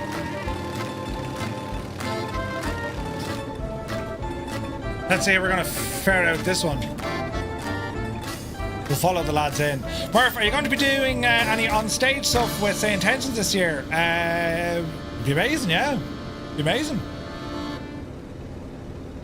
Murph, I found... Wait, I heard they found signs of life on Uranus. Uranus. Jesus. Heisenberg, that was like trying to trip me up so I'd step into bullshit. Brilliant. Hang on, is that a runway up there? That's an actual airport up there, but it's not listed as such. I can only imagine the data here isn't great, you know? I'm Pierce, right? We're actually in Kazakhstan. It's nice! Go handy there now. We get the old mankinis out. Go handy now. I will say this. The AN-2, even in its current state, yes, it needs fixes, don't get me wrong. This thing is a beautiful aircraft to fly. To hand fly this, it's beautiful. Really, really nice. Now, we'll see about the landing here now in a second, right? Watch your speed. It's actually a stall-capable airplane as well. Stall is in short takeoff and landing, right? Oh, Jemima, go hand. Oh, easy. Easy. Look at this, 50 knots. It's crazy. Easy. There's a touchdown, 58. And the brakes are working. Ah, brilliant! All right, first stop of the night. Nice. If you can't get restarted, it's stall capable, right? Kazakhs actually despise Borat. I imagine. Thank you, Steiny. It was a proud moment right now. All right, that's our first stop of the night. We continue on. We're not terribly far away from where we're going, and our story, we're going to get right up and make all of this kind of relevant where we are. Because we talk about now both countries having the brains, having the expertise, and they have some of the equipment. It then moved on to the testing phases, right? And during this 7-week series, the vast majority is going to be US based, right? Because there's just there's a lot more information. A lot of the buildings are still in use, right? There are, especially where we're going to Baikonur, there are abandoned buildings here, with friggin', you know, space shuttles still sitting in there, abandoned. Incredibly mad stuff, right? And it's just fascinating. It's absolutely fascinating. So we'll get ourselves up and running here now to our next stop. And I kind of like that we are flying here. Like, there's not a whole lot in terms of scenery, like mountains or otherwise, but like, how often do you get to go flying this neck of the woods? You know what I mean? It's very, very interesting. Oh, check fuel left and right. Good call. Fuel. Oh yeah, look. Top her up there now, Betsy. Riot. Power coming in. Airspeed live. Easy. Easy. There's 60 knots. Oh, Jesus. There's 60 knots. Yep, see daisy.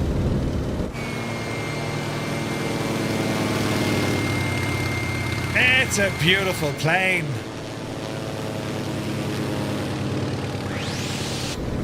Is that someone in a blimp?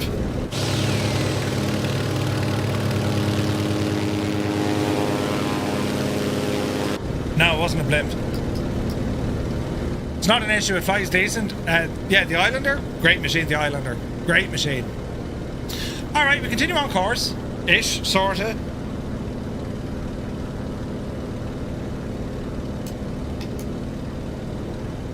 Easy now.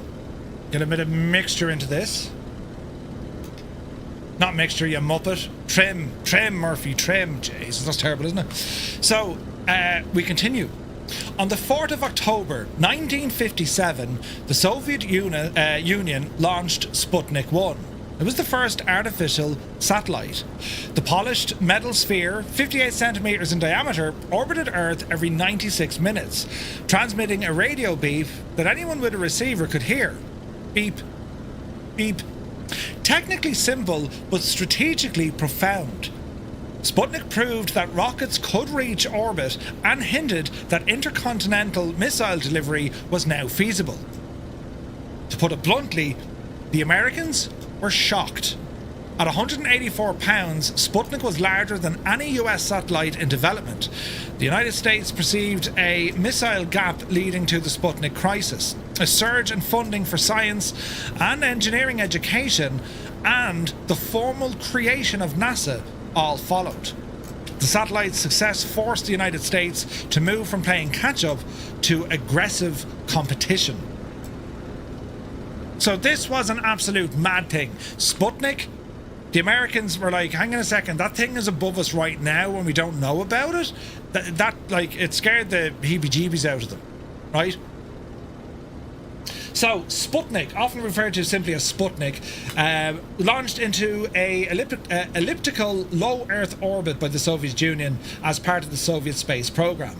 It sent a radio signal back to Earth for 3 weeks before its 3 silver zinc batteries became depleted. Aerodynamic drag caused it to fall back into the atmosphere on the 4th of January in 1958. The satellite's success was unanticipated by the United States.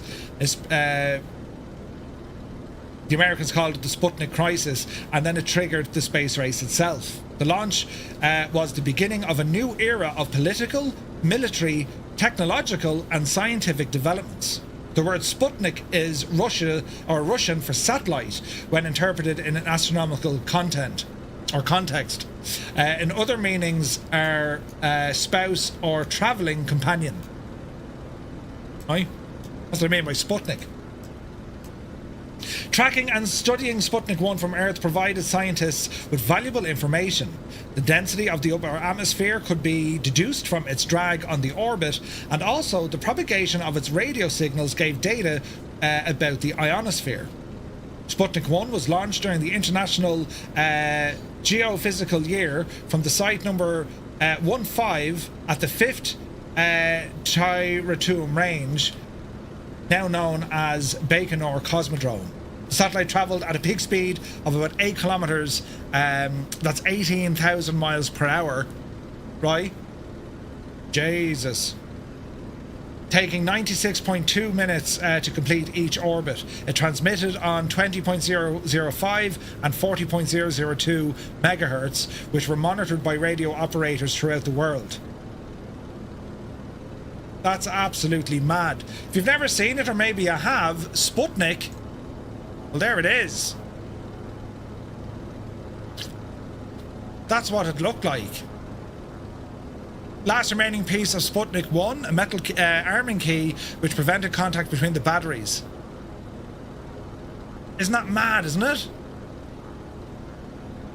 The launch vehicle, the R-7 rocket, originally designed as an intercontinental ballistic missile, ICBM, the decision to build it was made by the Central Committee of the Communist Party of the Soviet Union. The rocket was the most powerful in the world. It was designed with excess thrust since they were unsure how heavy the hydrogen bomb payload would be. The R-7, also known as the GRU, later GURVU, the Russian abbreviation Chief Directorate of the Rocket Forces, designate AK-71. At the time, the R-7 was known to NATO sources as a T-3. And Murphy went missing. That's absolutely mad. I'll have to show you this. One of the first newsreels, look. Today, a new moon is in the sky, a 23-inch metal sphere placed in orbit by a Russian rocket. Here, an artist's conception of how the feat was accomplished. A 3-stage rocket. Number 1, the booster, in the class of an intercontinental missile. Its weight estimated at 50 tons. The smaller second stage took over at 5,000 miles an hour and carried on to the highest point reached. 500 miles up, the artificial moon is boosted to a speed counterbalancing the pull of gravity and released. That's absolutely mad, isn't it?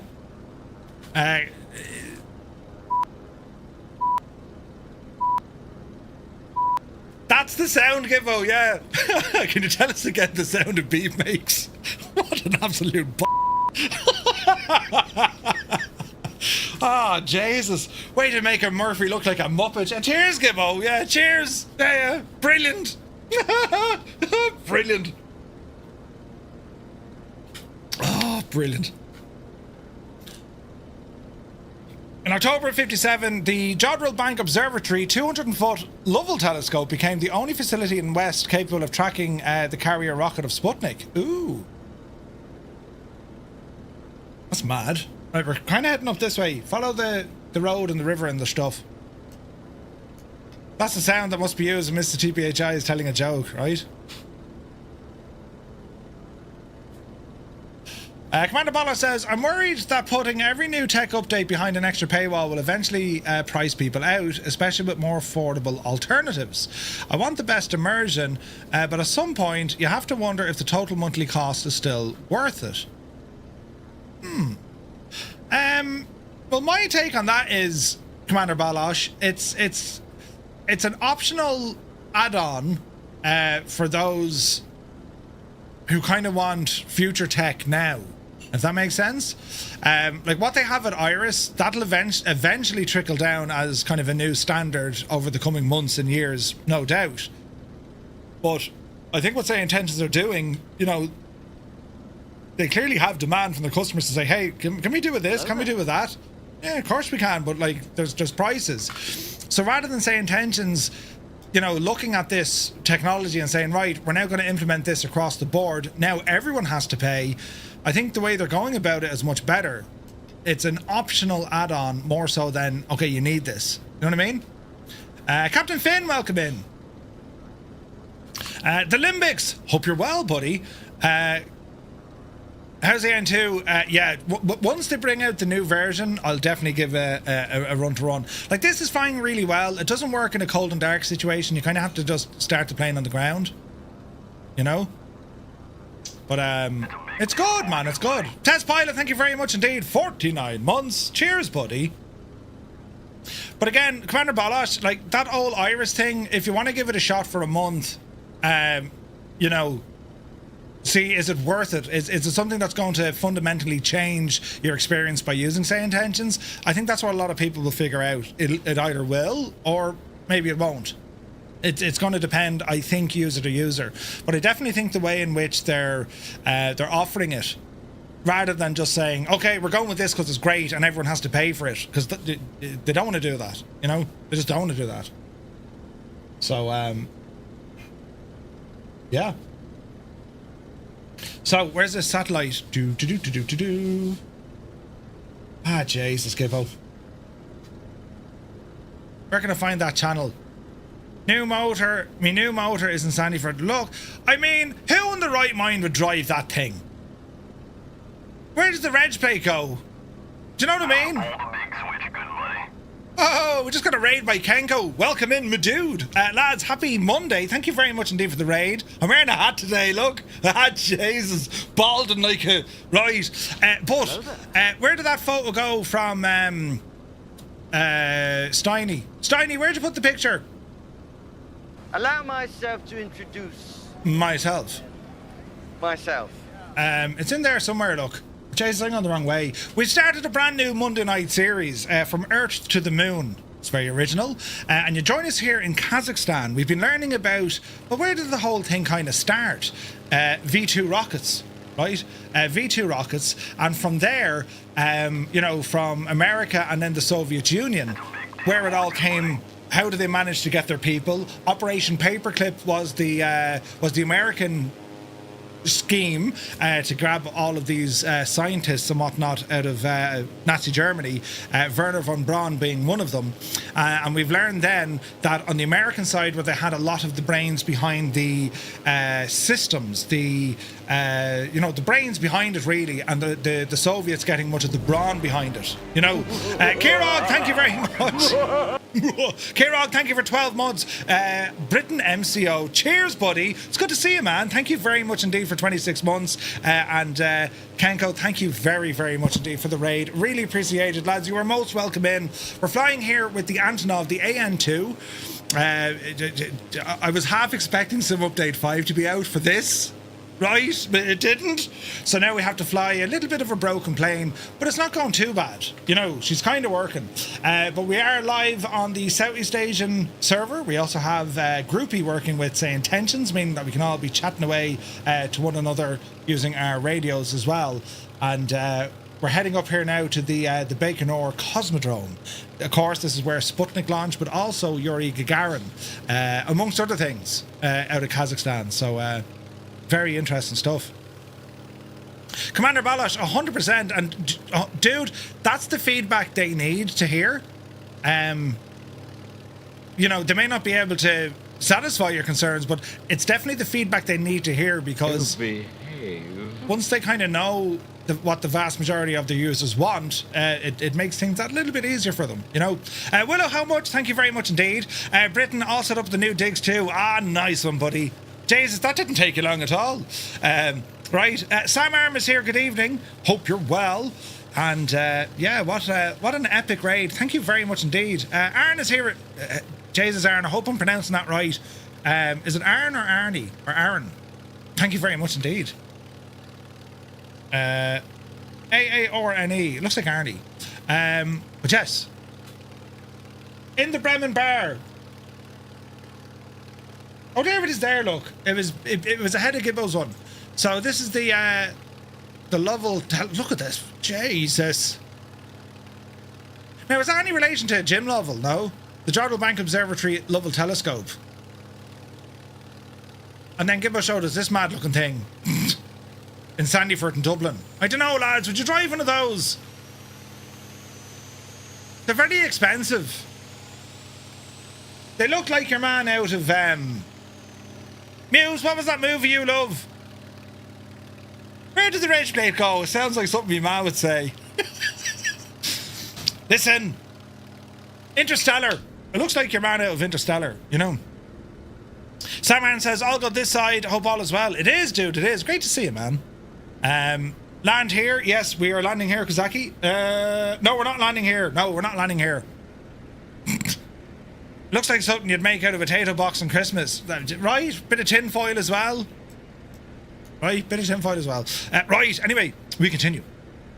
So, that was Sputnik, and it went beep, beep. Anyway, on the 12th of April, 1961, Soviet Air Force pilot Yuri Gagarin flew into the history books aboard Vostok 1. His spacecraft orbited Earth once at a speed of about 24,000 kilometers an hour. And the mission lasted 108 minutes. Gagarin did not control the spacecraft, however. The flight was fully automated, and he ejected at about 7 kilometers altitude to parachute him safely back to the Earth. The idea being is the vehicle that the Russians made that wasn't designed to bring in for a soft landing. Not at all. The achievement demonstrated that a human could actually survive launch, weightlessness, and re-entry. It was a tremendous propaganda victory for the USSR, and it signalled that the Soviets now had both the first satellite and the first human in space. Gagarin's smile and phrase, don't know how to pronounce it in Russian, but I'll give it a go, Piekali, let's go, became symbols of Soviet optimism. Let's go. See? Bloody communists again, right? Let's go. But anyway, fascinating stuff. And this again was huge for the Americans. They were like, what the actual, right? Because they just weren't expecting this. And it's like, they didn't exactly have the capability to be able to see all of these things, right? It was named after Bernard Lovell, the first director. Ah, grand. Thank you, Malky. 777, good to see you. So, let's have a look. Here is... oh, Jesus, now, hang on. Stabilise the airplane, Murphy, will you? For crying out loud. Is it out? Right. Yuri Gagarin, first man in space. Yuri Alexeyev Gagarin. There's the man of the hour, right? Hailing from the village of Klushino, Gagarin was a foundry man at a steel plant. He later joined the Soviet Air Force as a pilot and was stationed near the Norway-Soviet Union border. Before his selection for the Soviet space program, alongside 5 other cosmonauts, following his spaceflight, Gagarin became the deputy training director of Cosmonaut Training Center, which was later named after him. He was also elected as deputy of the Soviet Union in 1962, and then to the Soviet of Nationalities, the lower and upper chambers of the Supreme Soviet, respectively. Vostok 1 was Gagarin's only spaceflight, but he served as the backup crew to Soyuz 1, which ended in a fatal crash, killing his friend and fellow cosmonaut Vladimir Komarov. Fearful that a high-level national hero might be killed, Soviet officials banned Gagarin from participating in further space flights.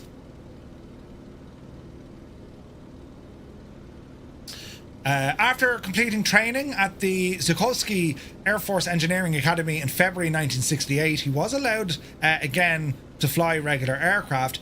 However, Gagarin died 5 weeks later when a MiG-15 he was piloting with flight instructor Vladimir Segoyan crashed near the town of Kerchak. Aww. Had a crash in a MiG-15. There was all sorts of conspiracies around that as well. But there he is, the first man in space. Right? The first man in space. And his family home, that's him there as an air cadet. I was kind of, I won't say worrying, but it is kind of worrying. Gagarin going up there, there's the Vostok capsule, look. They didn't know if he would be okay. They had no idea. He was going up there to test to see if a human could actually physically endure spaceflight. Right? They thought it was going to be, you know, his brain wouldn't function. You had all this kind of stuff, right? So we have a little video here to show you again. Wikipedia is quite good for all this stuff. The space pilot, whom the Russians have deified as the man of the century, arrives at the airport outside of Moscow for his first public appearance. Questions that have arisen in the West about the validity of his flight have no place here today, as the crowds go wild over the first man to conquer space. Major Gagarin's initial function is a long red-carpeted walk to the platform, where Khrushchev greets him. Gagarin puts party first by thanking the communists for the opportunity.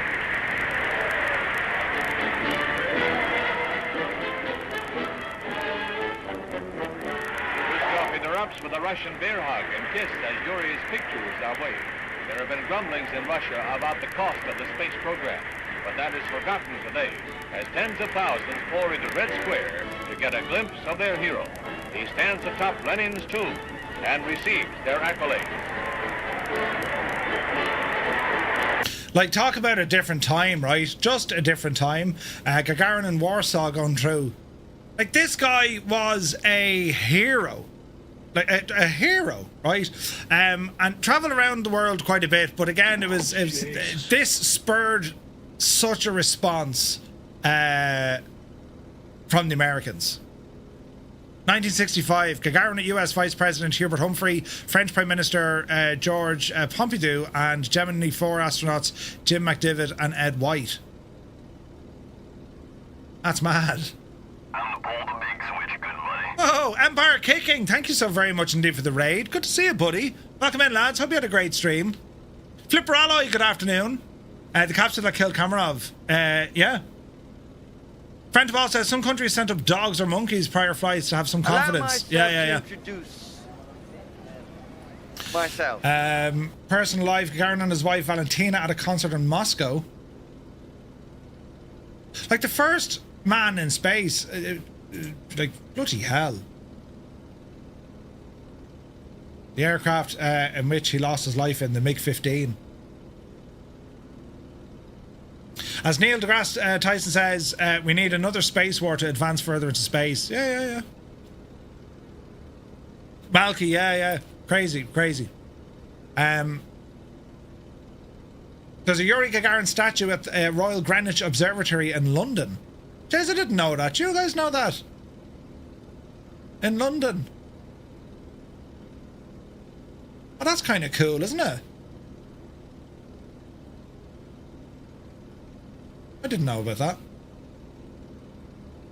A Russian 10 ruble coin commemorating the flight in 2001.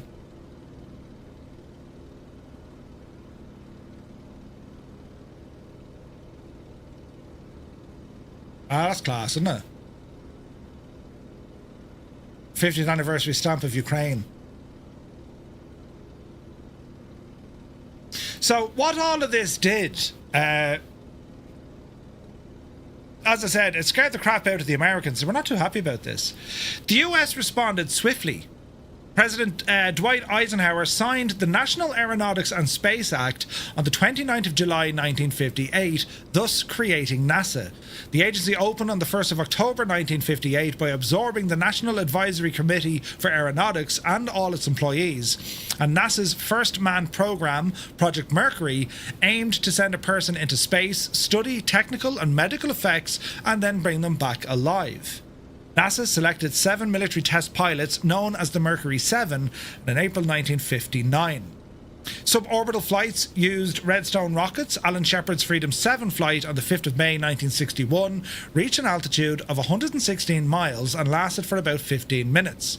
John Glenn's Friendship 7 mission on the 20th of February 1962 orbited Earth 3 times in just under 5 hours. These successes, however, came after the Soviets' achievements, and early US missions lagged behind. Now, we'll be learning a lot more about NASA, about the Mercury, Gemini and Apollo stuff later on. A lot of that stuff, right? But yeah, this is kind of where you get a lot of this information. So this is from NASA. This is public domain. The decision to go to the moon by President JFK on May 25th, 1961. The speech before Congress.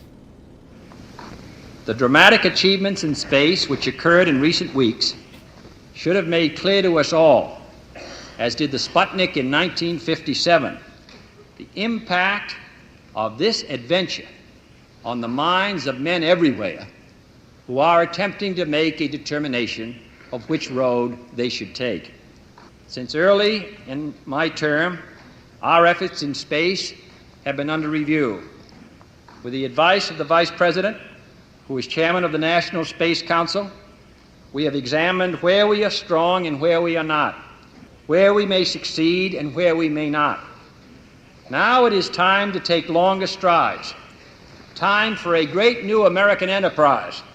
Time for this nation to take a clearly leading role in space achievement, which in many ways may hold the key to our future on Earth.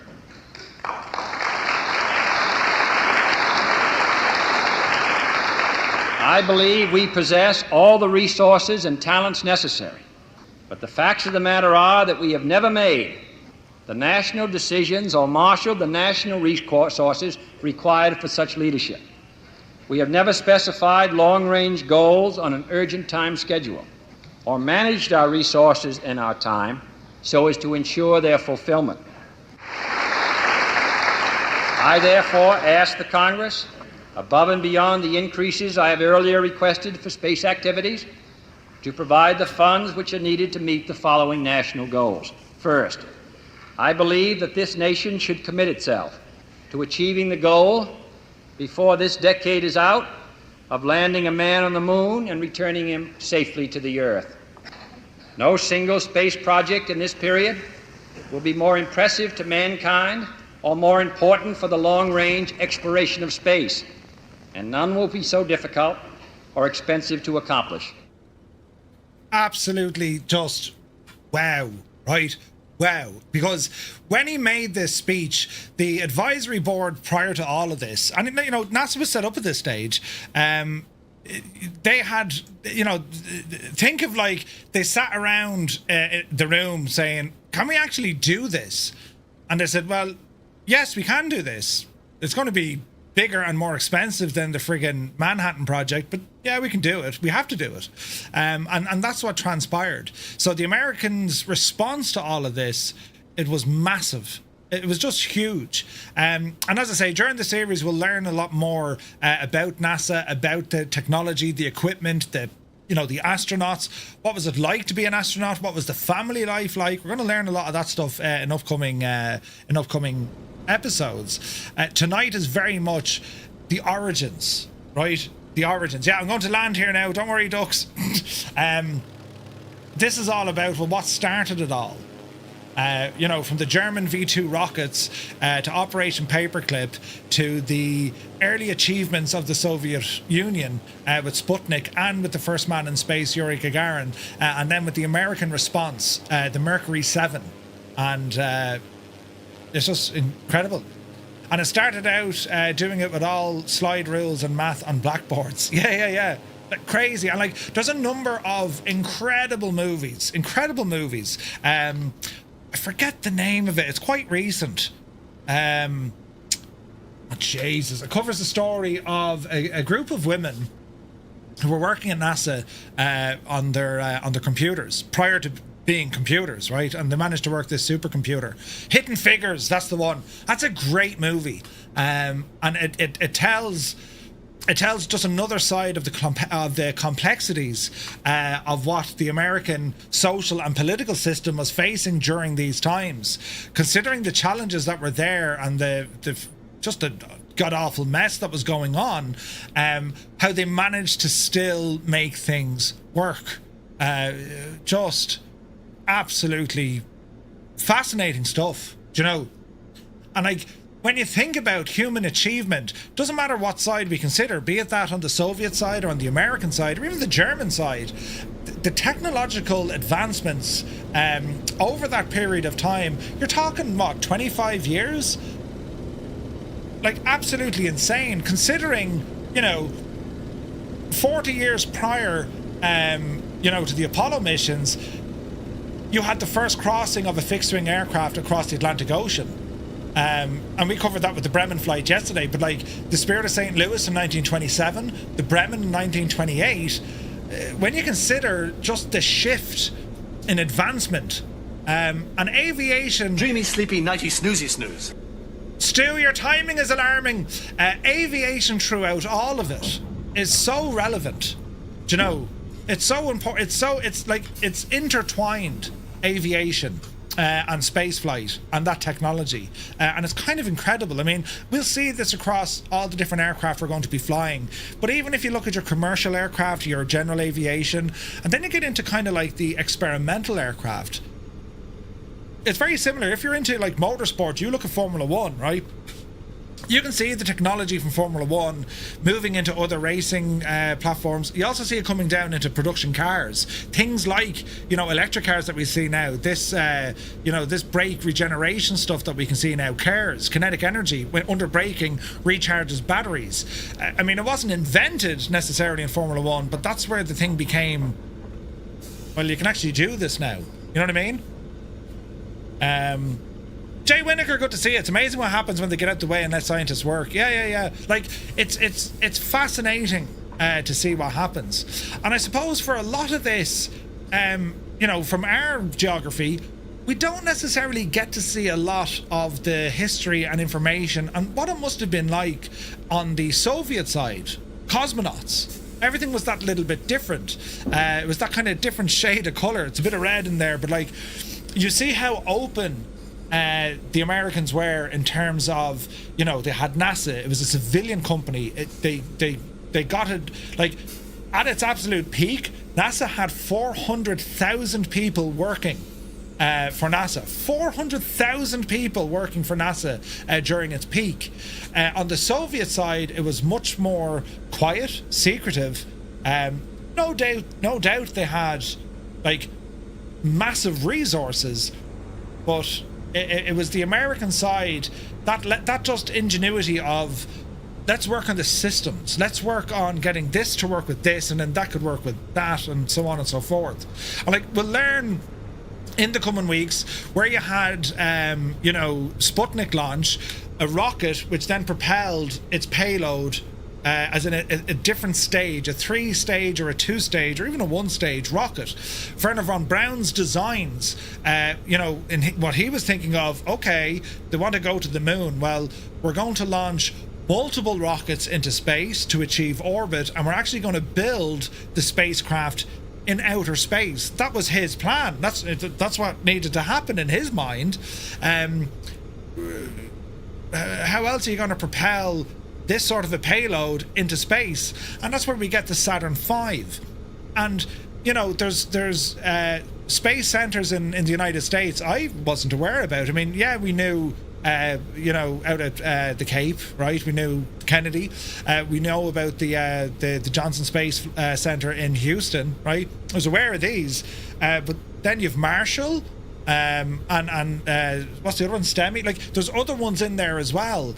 And how important they were to the entirety of the space race in terms of, well, this is where they tested engines. This is where they tested gyroscopic navigation. This is where they tested astronauts in desert-like conditions to go out and see, can they physically conduct scientific experiments on the surface of the moon by putting them out in, like, you know, Nevada.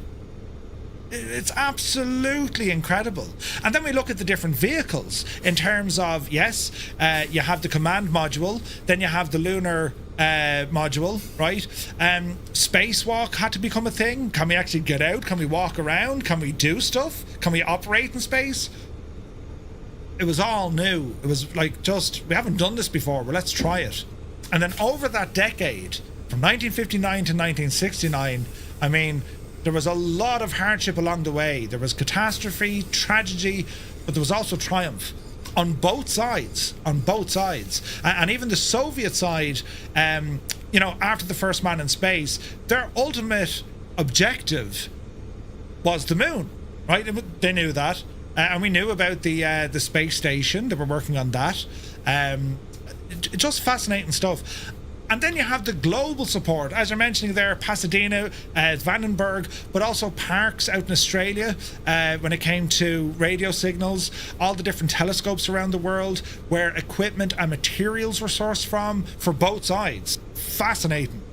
Right, anyway, where we are, we're at a place called Baikonur, and what we're going to do now, from our location, we're now going to fly up to the actual Cosmodrome, the actual location where they launched Sputnik and Yuri Gagarin.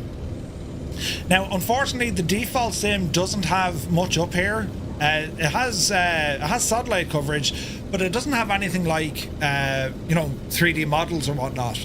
There is, however, thankfully, a mod over in flightsim.to. It's in the description. You can grab it, and he managed to put in the 3D model of the launch pad. But that's where we're heading up now. So for the last section of this stream, we're going to be flying up. It's about 20 miles up the road from here, and that's going to bring us over some power stations. It's going to bring us over to some test sites for other missiles, and also the launch pad of where these missiles took off from. And even like some of NASA's missions later on in life, they were launched from out here. You know, like nuts. Shuttle resupply missions, space, or the ISS. There was resupply missions launched from these facilities. So it's fascinating to me just to kind of, when you kind of join all these dots together to see, how do they actually manage this? Up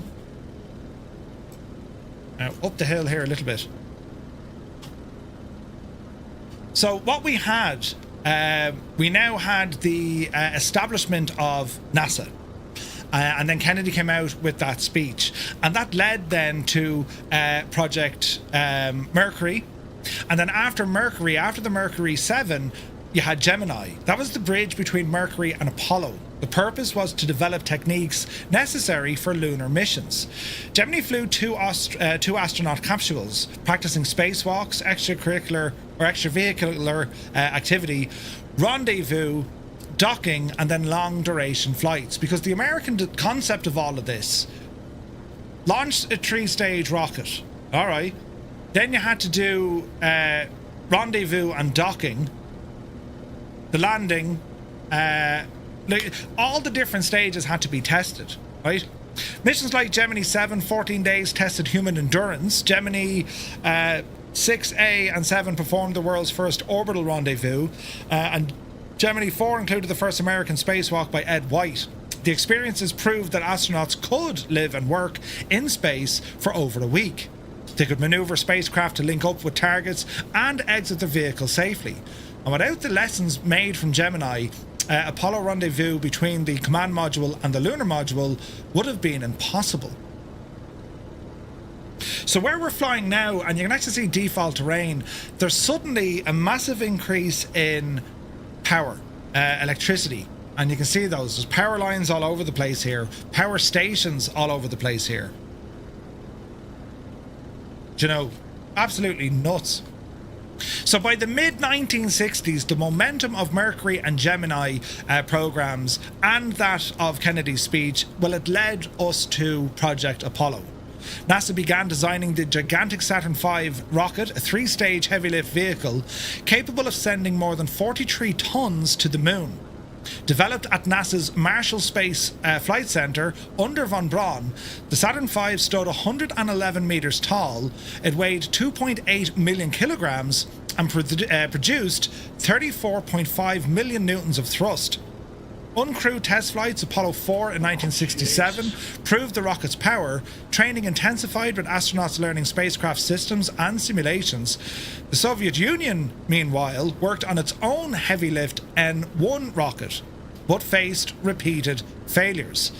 Both nations pushed their limits. The world awaited a climax, and the first human landing on the moon, while setting the stage for Apollo 11. And then you have all of the Apollo programs, which is just... Keen is loving me hat. Brilliant. Cheers, Keen. Good to see you, bud. During our visit to Florida, we went to the Kennedy Space Center complex. I hope to find the photo where we're standing below a massive engine of the Saturn V. Oh, wow, Roy. You look 10 years younger with the baseball cap. Thanks very much. It's gas, right? Because, I had the privilege to go to Houston, out to the Space Center, and we walked into Mission Control, we got all the tour. It was absolutely incredible. And I have photos of that here somewhere. Where have I got them photos? Hang on. Keen Lafford, I'm a man of many hats myself. Now, where might I have these lads?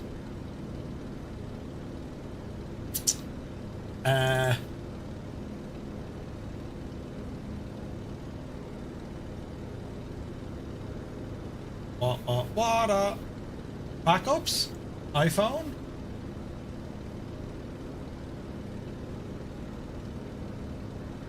Oh, we could be lucky. We could be lucky.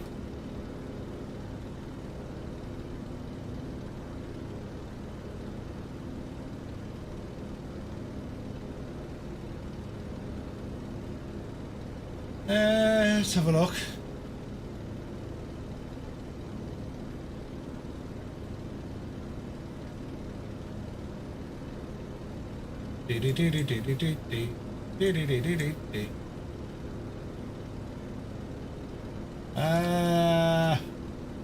Where do I have these photos?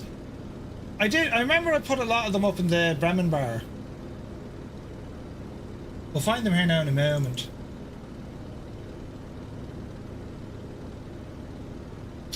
Jesus, where have I got those? Up this way, Murph. I'll dig them out again when we're covering NASA in more detail, right? But like that day, getting to visit, like we stood in Mission Control. We stood. It's just incredible.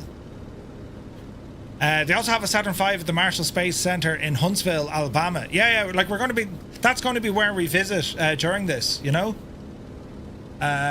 Where's this now?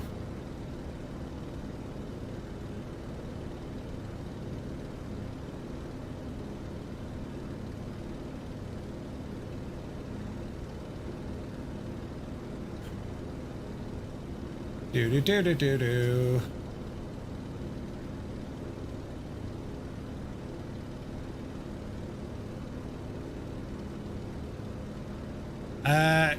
Gibbo and Muse, thanks for that, lads. Yeah, I'd say that was that looked dodge. Look dodge.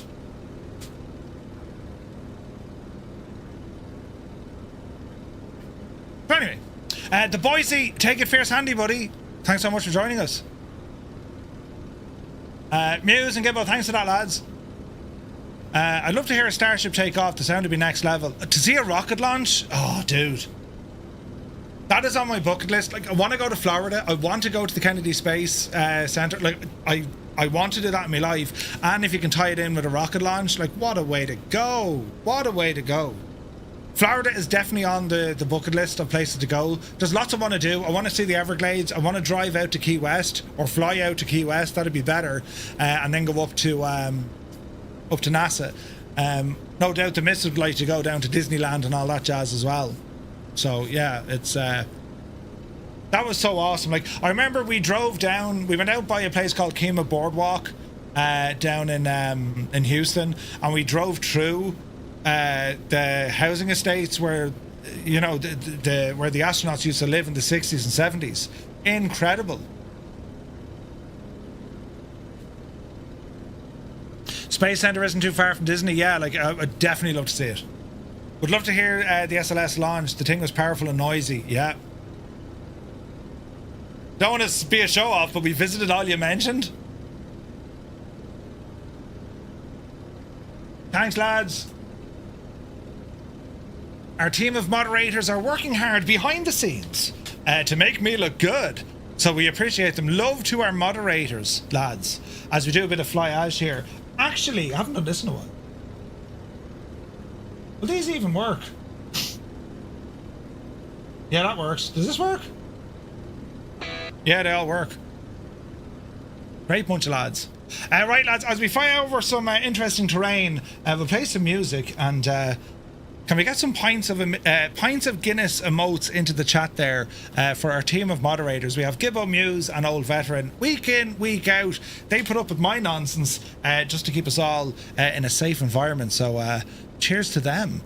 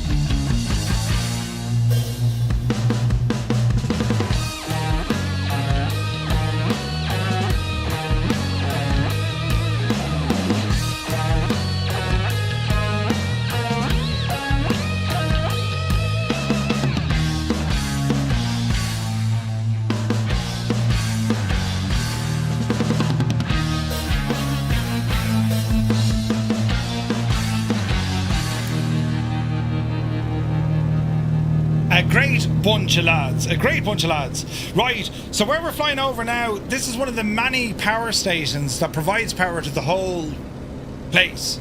Right? It's a hell of a bucket list, I'm telling you now.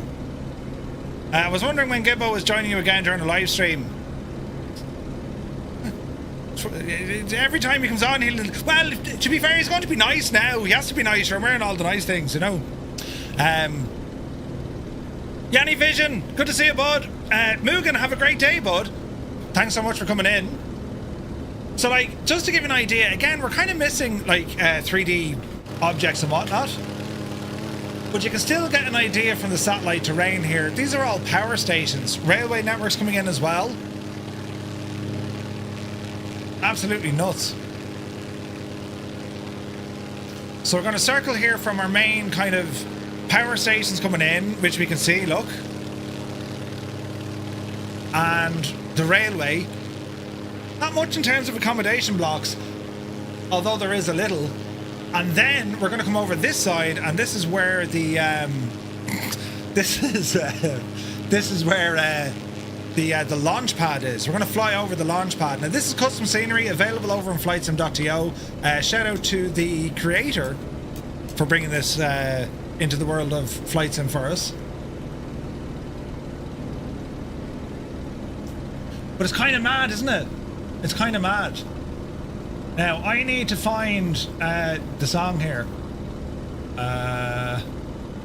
Jesus Murphy, be doing well here. Easy.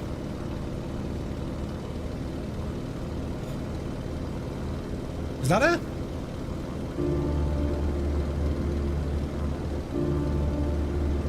Yeah, that's it.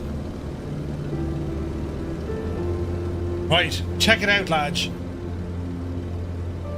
Coming up on the launch pad, we're Sputnik, and then later Vostok 1 bringing Yuri Gagarin.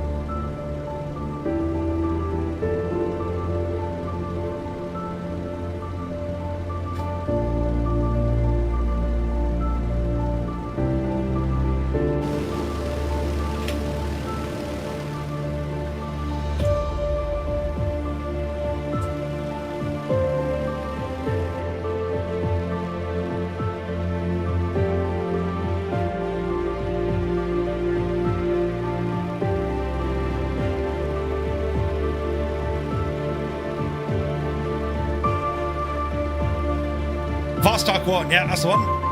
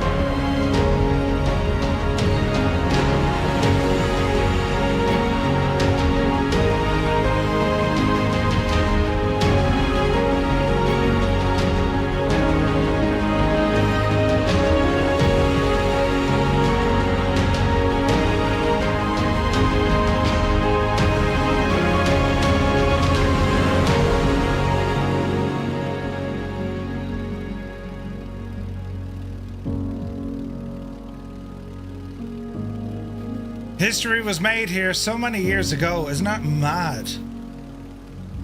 Absolutely incredible. Something else, right? No, not landing here. We continue on. Man alive, like, just look at the blast pit. It's absolutely massive. Huge! Absolutely massive. The Buran hangar is miles away. Sunjammer, is that the one that they have the, oh, whatchamacallit, they have the Soviet space shuttles? Is that the one? I think it is. That's the shuttle, yeah. It's crazy, isn't it? That's the Buran, yeah.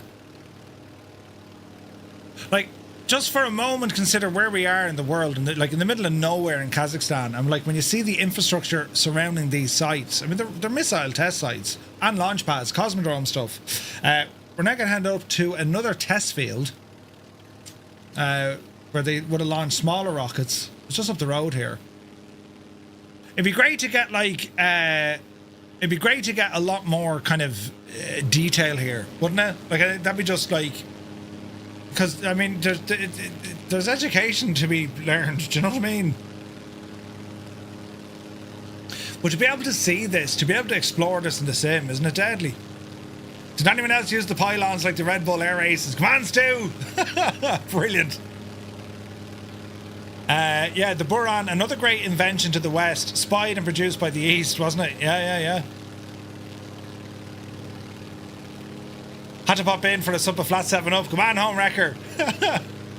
Yeah, Nighthawk put it in the Bremen bar, some scenery enhancements for the area. So massive thanks to Nighthawk for that as well. So we continue on. There's buildings, there's fuel lines. I mean, when you're looking down on the satellite stuff, you're thinking, wait, hang on, what's here? You can see there's fuel lines, there's rail infrastructure, there's power lines. And there's all various different sites. You can only imagine what this place would have been like back in the 1950s. Mad, right? It was amazing how much Soviet espionage going on in the 70s in Southern California with all the aeronautical companies. Kept the FBI very busy, I can imagine.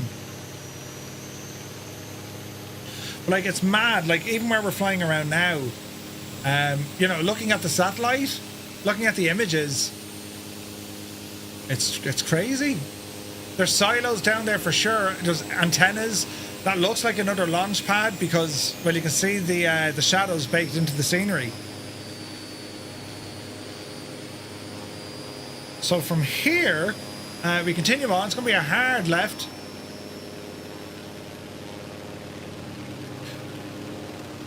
And we're going to head over to waypoint 13, as we call it, which is another testing site. But it is just it's just incredible. Space exploration is one of those rare occurrences, especially in this day and age, where we talk about humanity in the we, as in we went to the moon, we sent rovers. It's something we need to protect. I agree, Keen. There's no, well, today at least, but like, there's no real political boundary. Like, we know India and China have both started space exploration. We know they want to go to the moon, right? The Soviets, you hear me. Russia, don't know where it is on their list of things to do. Probably not so much. It is incredible that we're seeing NASA involved again. And Artemis, I mean, the whole idea about Artemis, this is the Artemis project that we've seen with Artemis 2. This is laying the groundwork for the mission to Mars. I mean, that's what this is. This is the using the latest and greatest technology. This is the foundation of what the Mars missions are going to look like. And what's kind of interesting as well, when you consider, you know, when Artemis was launching, they had to delay, the issues with the fuel and all this kind of stuff. Well, it's because that information put out by, or that information from NASA back in the day, a lot of it was controlling. Oh, Jesus, good man. This is from Steiny. Look at that.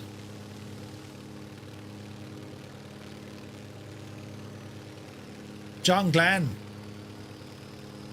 Like, isn't it mad when you look at the equipment used? Look. Sure to be grand.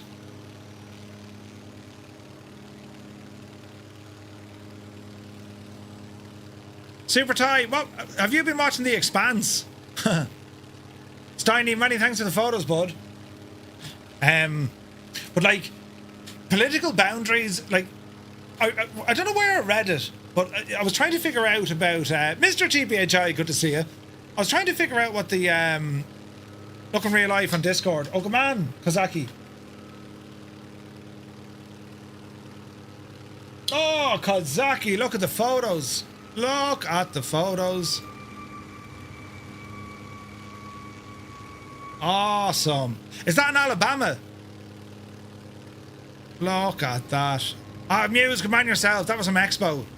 Like, lads, isn't it frightening? Frightening. Oh, Kazaki, that's awesome, man. We'll be flying up there as part of this series. But, like, Mrs. Gibbo's work, we're sending another satellite to orbit just today, but the launch got cancelled within a minute. No way! It's mad, isn't it? Like, when you see, like, telecommunications, internet, it's more than just security now. Like, I mean, there's hundreds of satellites. There's probably thousands of satellites up there. That's mad, Gibbo. It's scary that we don't really know how to make those engines now. Yep. Like, I can't remember where I was reading up on it, but, like, it was a documentary, I think, but they were talking about, like, the delays to, you know, NASA missions and funding and all this sort of stuff, right? And they said, yes, the biggest challenge NASA have had over the decades is different administrations changing the goalposts or moving the goalposts. For example, you know, a president will come in and say, yeah, we want to focus everything on Mars. Okay. Then another administration comes in and say, yeah, no, we're not doing that. We're going to focus efforts on marine exploration or weather. And then another administration comes in and saying, well, you know, we want to study more on satellite and lunar capabilities. All right. And then another administration comes in and they change it up all again. And what I read was that from President Trump, when he got in, he either adopted the same goal as Obama in terms of we're working towards Mars, and he didn't change it. And when Trump went out and Biden went in, he was preoccupied. He didn't change it. And then Trump got back in. NASA were saying this is probably the most coherent period they've ever had working on the same objective. And it's only when you kind of realize that you kind of think, well, I mean, yeah, it makes sense, right? Administrations weren't changing the objectives for them, which meant that they can just get on with it. And we'll learn a lot more about SpaceX and what that brought into the fray, and of course with NASA and what they're doing as well. As I was saying, the rule book, if you like, that NASA put out in the 60s, you can only use or you can only purchase supplies from these government suppliers. That was all wrapped up early days, right? And that went into the shuttle program as well. So when people were asking the question, like, why are NASA still using this 1960s tech for rocket fuel and propulsion and all this kind of stuff?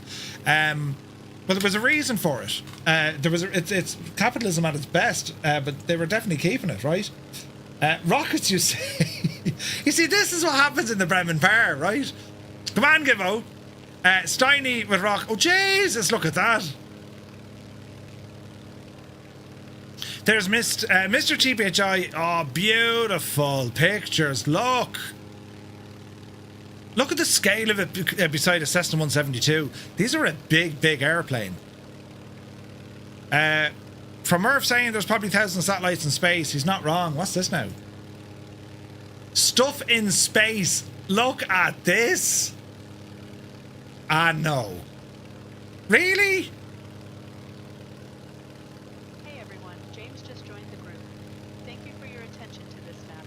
Wait now! Really? Are these all satellites? Hang on now. How many? Look, there's absolutely shag all up. Look, there's nothing over Leitrim. Nothing. See? Even satellites aren't impressed. Nothing over Leitrim. We've seen it here, lads. It's proof. There's nothing orbiting Leitrim. That's mad. And look how far out they go, for crying out loud. That is absolutely nuts. Jesus, we'd make a fortune with all the metal in space. We can sell it. I'll share this website with you, lads. This is from the Limbics. Stuff in Space, it's called. That's pretty cool, right? It's gone into the chat there now. Where are we headed now? Oh, Jesus. Oh, no. Don't mind me. I just circled around. You can filter it to different events and different launches. Steiny will drive the garbage truck up there. Yeah. It's accurate. And go look at the altitude. It's nuts. No wonder they've no phone signal. Yeah, isn't it nuts? Debris, one of them being a big wrench. That's absolutely class looking, isn't it? Just give me the F1 engine. Yeah. There was a TV show about a homemade spaceship that went into orbit to salvage space junk. No way. What's the price of RAM used in space? Yeah, right? Another link in the bar. Check this out. See a satellite tonight. Don't tell us. Plane. It's the pilot. I don't know. Click to view looking at my location. Allow your location. Go on. Enter your street. Oh, Jesus. Look at that. That's where I am.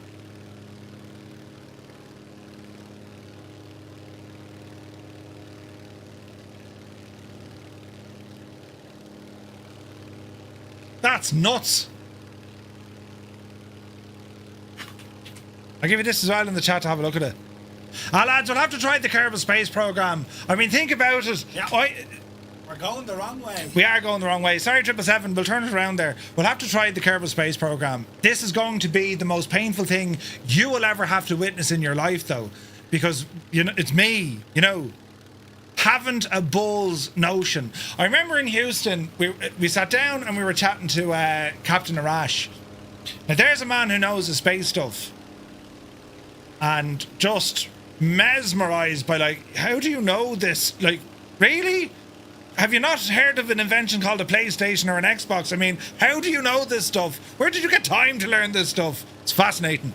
Absolutely fascinating. Right. Really, really cool. I recommend practicing Kerbal Space Program first. After, we'll just horse ourselves into with the Limbics. So you know how we do things around here, you know. Lots of dark nights in Canada. Well, true. Right, so we're going to fly over this test site, and then our full stop runway is just over to our right-hand side. The Astronaut Farmer with Billy Bob Thornton, good movie. Ah.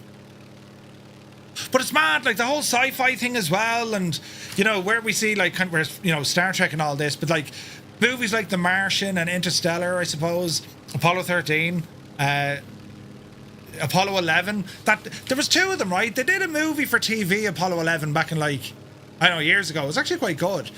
One of my favourite TV series, and it's not the easiest to get into. Tom Hanks did it, and it's called From the Earth to the Moon. And it's only when I realised I better change the old gadget, right? Earth to the Moon.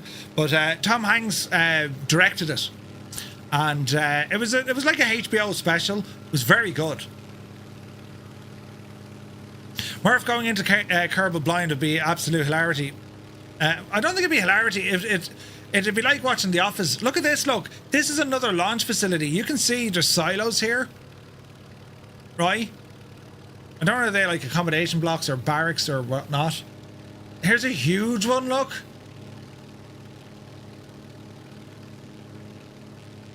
There's actually a rocket. That's a rocket right there, look. Huh?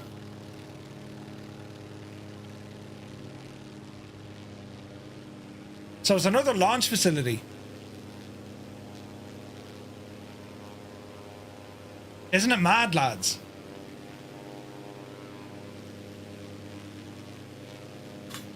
Why did I know Mrs. GPH? Listen, why did I know that was going to be a thing? Brilliant. It was an amazing series, wasn't it, Scott? Wasn't it?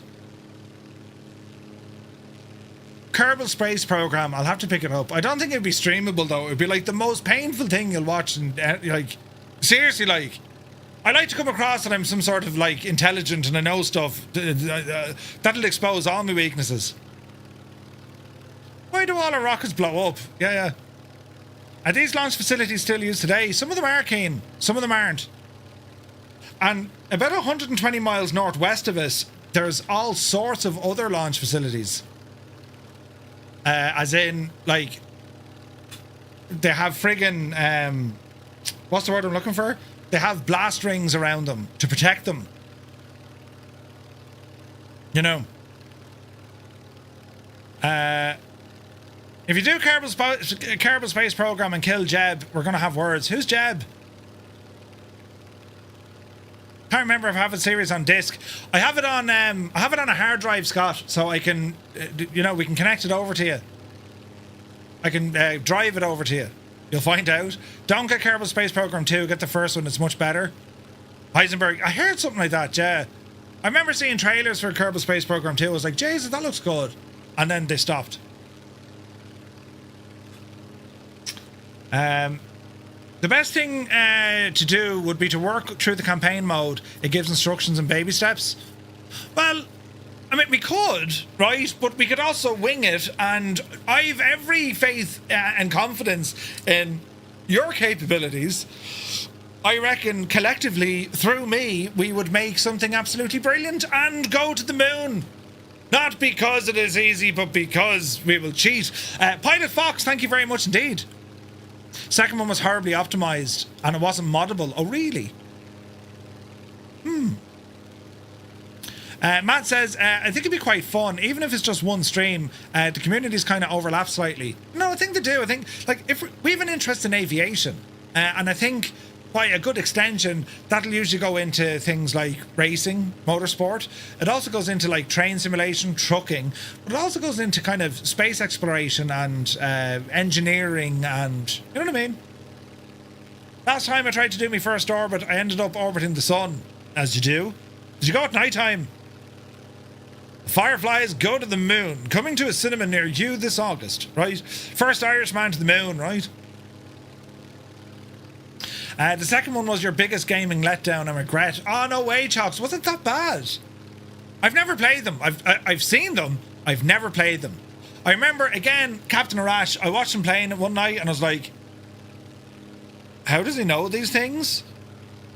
Like, it's the sky, the atmosphere, and space. What are all these layers he's talking about? What is all this, you know? Artemis 2 is amazing for Kerbal Space Program. The amount of streamers playing it was awesome. Oh, no way. Kerbals are the species you play as. They're frogs. Jebediah, Jeb, is the main little green frog you start with. And he's like the Buzz Aldrin of the game. All right, okay. Yeah, the space program can be streamed, buddy. And it's a lot of fun. Ooh, AJ, nice. Super Ty, yeah, I've seen his channel. It's actually quite hard to crash into the moon because of the Delta V. See, you lads know the crack already. I haven't a shagging clue. Brilliant. But anyway, let us ease our way in here for a full stop. But I do hope you're enjoying this brand new series, lads. It's going to run for 7 weeks, each Monday night. And I'll let you know what we're doing next week here now in a moment. Easy now. Easy now. And I will look into Kerbal. I think this is something I'm definitely going to try it. Kenko managed to get it to Mars. What? Did he? Should the Irish invented space exploration? Of course. Should the Irish invented space? Right. Oh, Jesus, Kenko did it as well. Oh, hang on. There could be a challenge in this. Easy. Dreamy, sleepy, nighty, snoozy, snooze. Easy. Come on, 777. Easy. Oh, jeez. Easy. Easy. And 191 feet a minute will take it. Flaps in. This is the default plane. It is, Briggsy. It was bought by 2K Gaming after being developed by a team that didn't know what they were doing. 2K got rid of anyone who knew what they were doing. Oh, really? Oh, Jesus. 2K used to be great back in the day, didn't they? Wasn't there a follow-up called Kitten Space Agency? I've no idea. I'll look into it, lads. It could be something that we do on Discord maybe, or we'll do a stream someday. We'll spend a few hours at it. I think we'll have fun, but I think it's something that, you know, they talk about backseat driving. This is like, you know, just take the front seat out and we'll just drive it from the back of the... Because, like, I won't have a clue what I'm doing at all. You know, the pointy bit goes that way. The fiery bit goes that way. And that's about it. Do you know? This is the destination airport. Yes, indeed. This is our full stop. Timing is right on the money. And it'll be business as usual. It'll be interesting. And there's another thing as well, like with Flying Fries, Lord Freet, 2 aircraft. One, of course, being the shuttle carrier, which is that's a freeware add-on. The other one, then we could literally go to space, right? And it's the Quasar is based on science. It's not based on, oh, this is pretty, make it like it. There's science involved in it, so we'll have to give those a blast as well.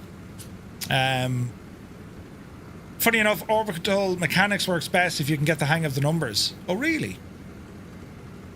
He did the Bremen flight in 1 hour and 12 minutes. No way, did he? Ah, Jesus. Yeah. Oh, Jesus, we can't be having that, lads. No. Right. So next week, where is this now? Next week, sports fans, we are... Why did that come up like that now?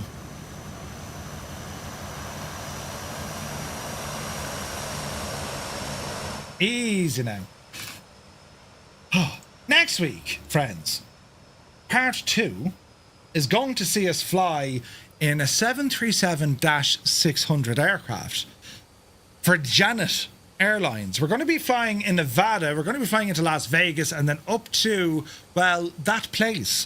And the reason of what we're doing next week, we're going to focus on training and testing. Training and testing, specifically when it came to astronaut training, and also the testing of, the different forces and effects and all this kind of stuff on the astronauts themselves. We're going to have a proper look at the effects on kind of the human element behind all of this. After that, then, it's going to be going to Mississippi and Alabama, where we have a look at the engineering, including that of the Marshall Space and Flight Center. Part 4 is the global support. That's where we're going to travel to Australia. We're going to ramble out past Sydney out to the Parkes Observatory, and we'll learn all about the global support of telecommunications, satellite and all this when it came to the Apollo mission. Part 5, we focus specifically on Apollo, and we're going to be basing that one in Houston. We'll be flying, might go New Orleans into Houston. We're going to be flying in the T-38. Again, it's an aircraft that NASA astronauts practice on, but we're going to look a lot at mission control. We'll learn a lot about Gene Kranz. We'll learn a lot about the other flight directors, and also just how the ground support made all of this happen. In particular, and we'll look at Apollo 1, right? Apollo 4, Apollo 8 with Jim Lovell getting around the moon. Apollo 11, of course. We'll also have a look at Apollo 13. And we'll be looking then at the final mission, which was Apollo 17. And we'll learn a bit about all of those. Part 6, we're off to Europe because the space shuttle carrier, Boeing 747-100, carried the space shuttle to Europe. The idea being they want to raise funds, they wanted to make it kind of very public. She flew to Cologne, and then after Cologne, it flew to the Paris Air Show back in 1986, I think. And we're going to do a recreation of that flight. Part 7, we return to the United States, and we focus then on flying probably out of Opa-locka in Miami up to the Kennedy Space Center up in Florida. And from there, we have an add-on already in the sim. We're going to be launching some rockets. We're going to learn about the end of the Apollo missions, the end of the space shuttle, and we're going to be looking at Artemis, Artemis 2, and the upcoming Artemis 3 missions. And that's kind of how we round the whole thing together. So, yeah, that's all still to come.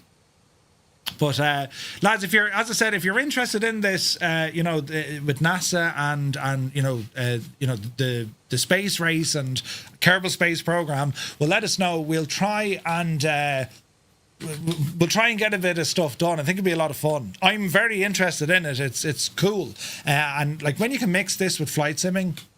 I mean, where would you get it?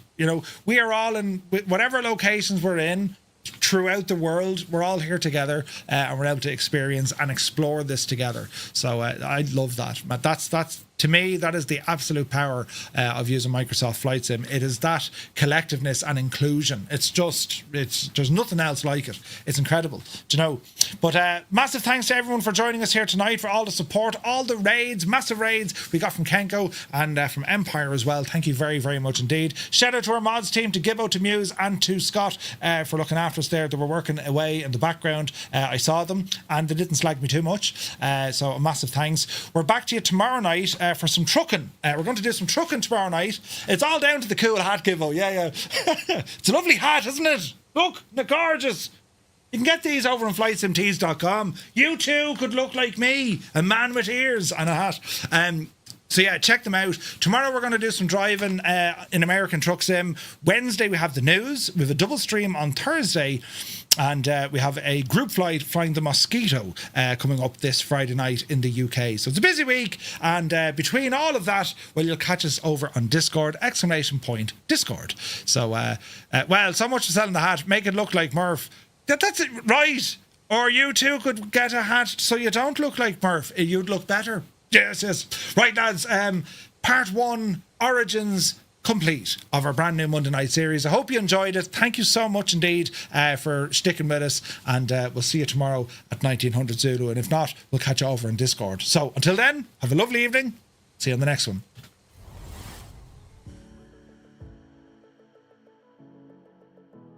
Don't panic.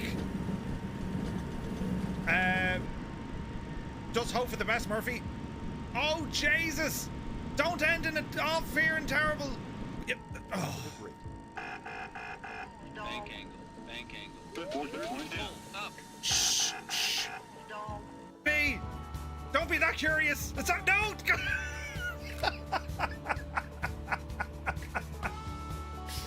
Oh. Did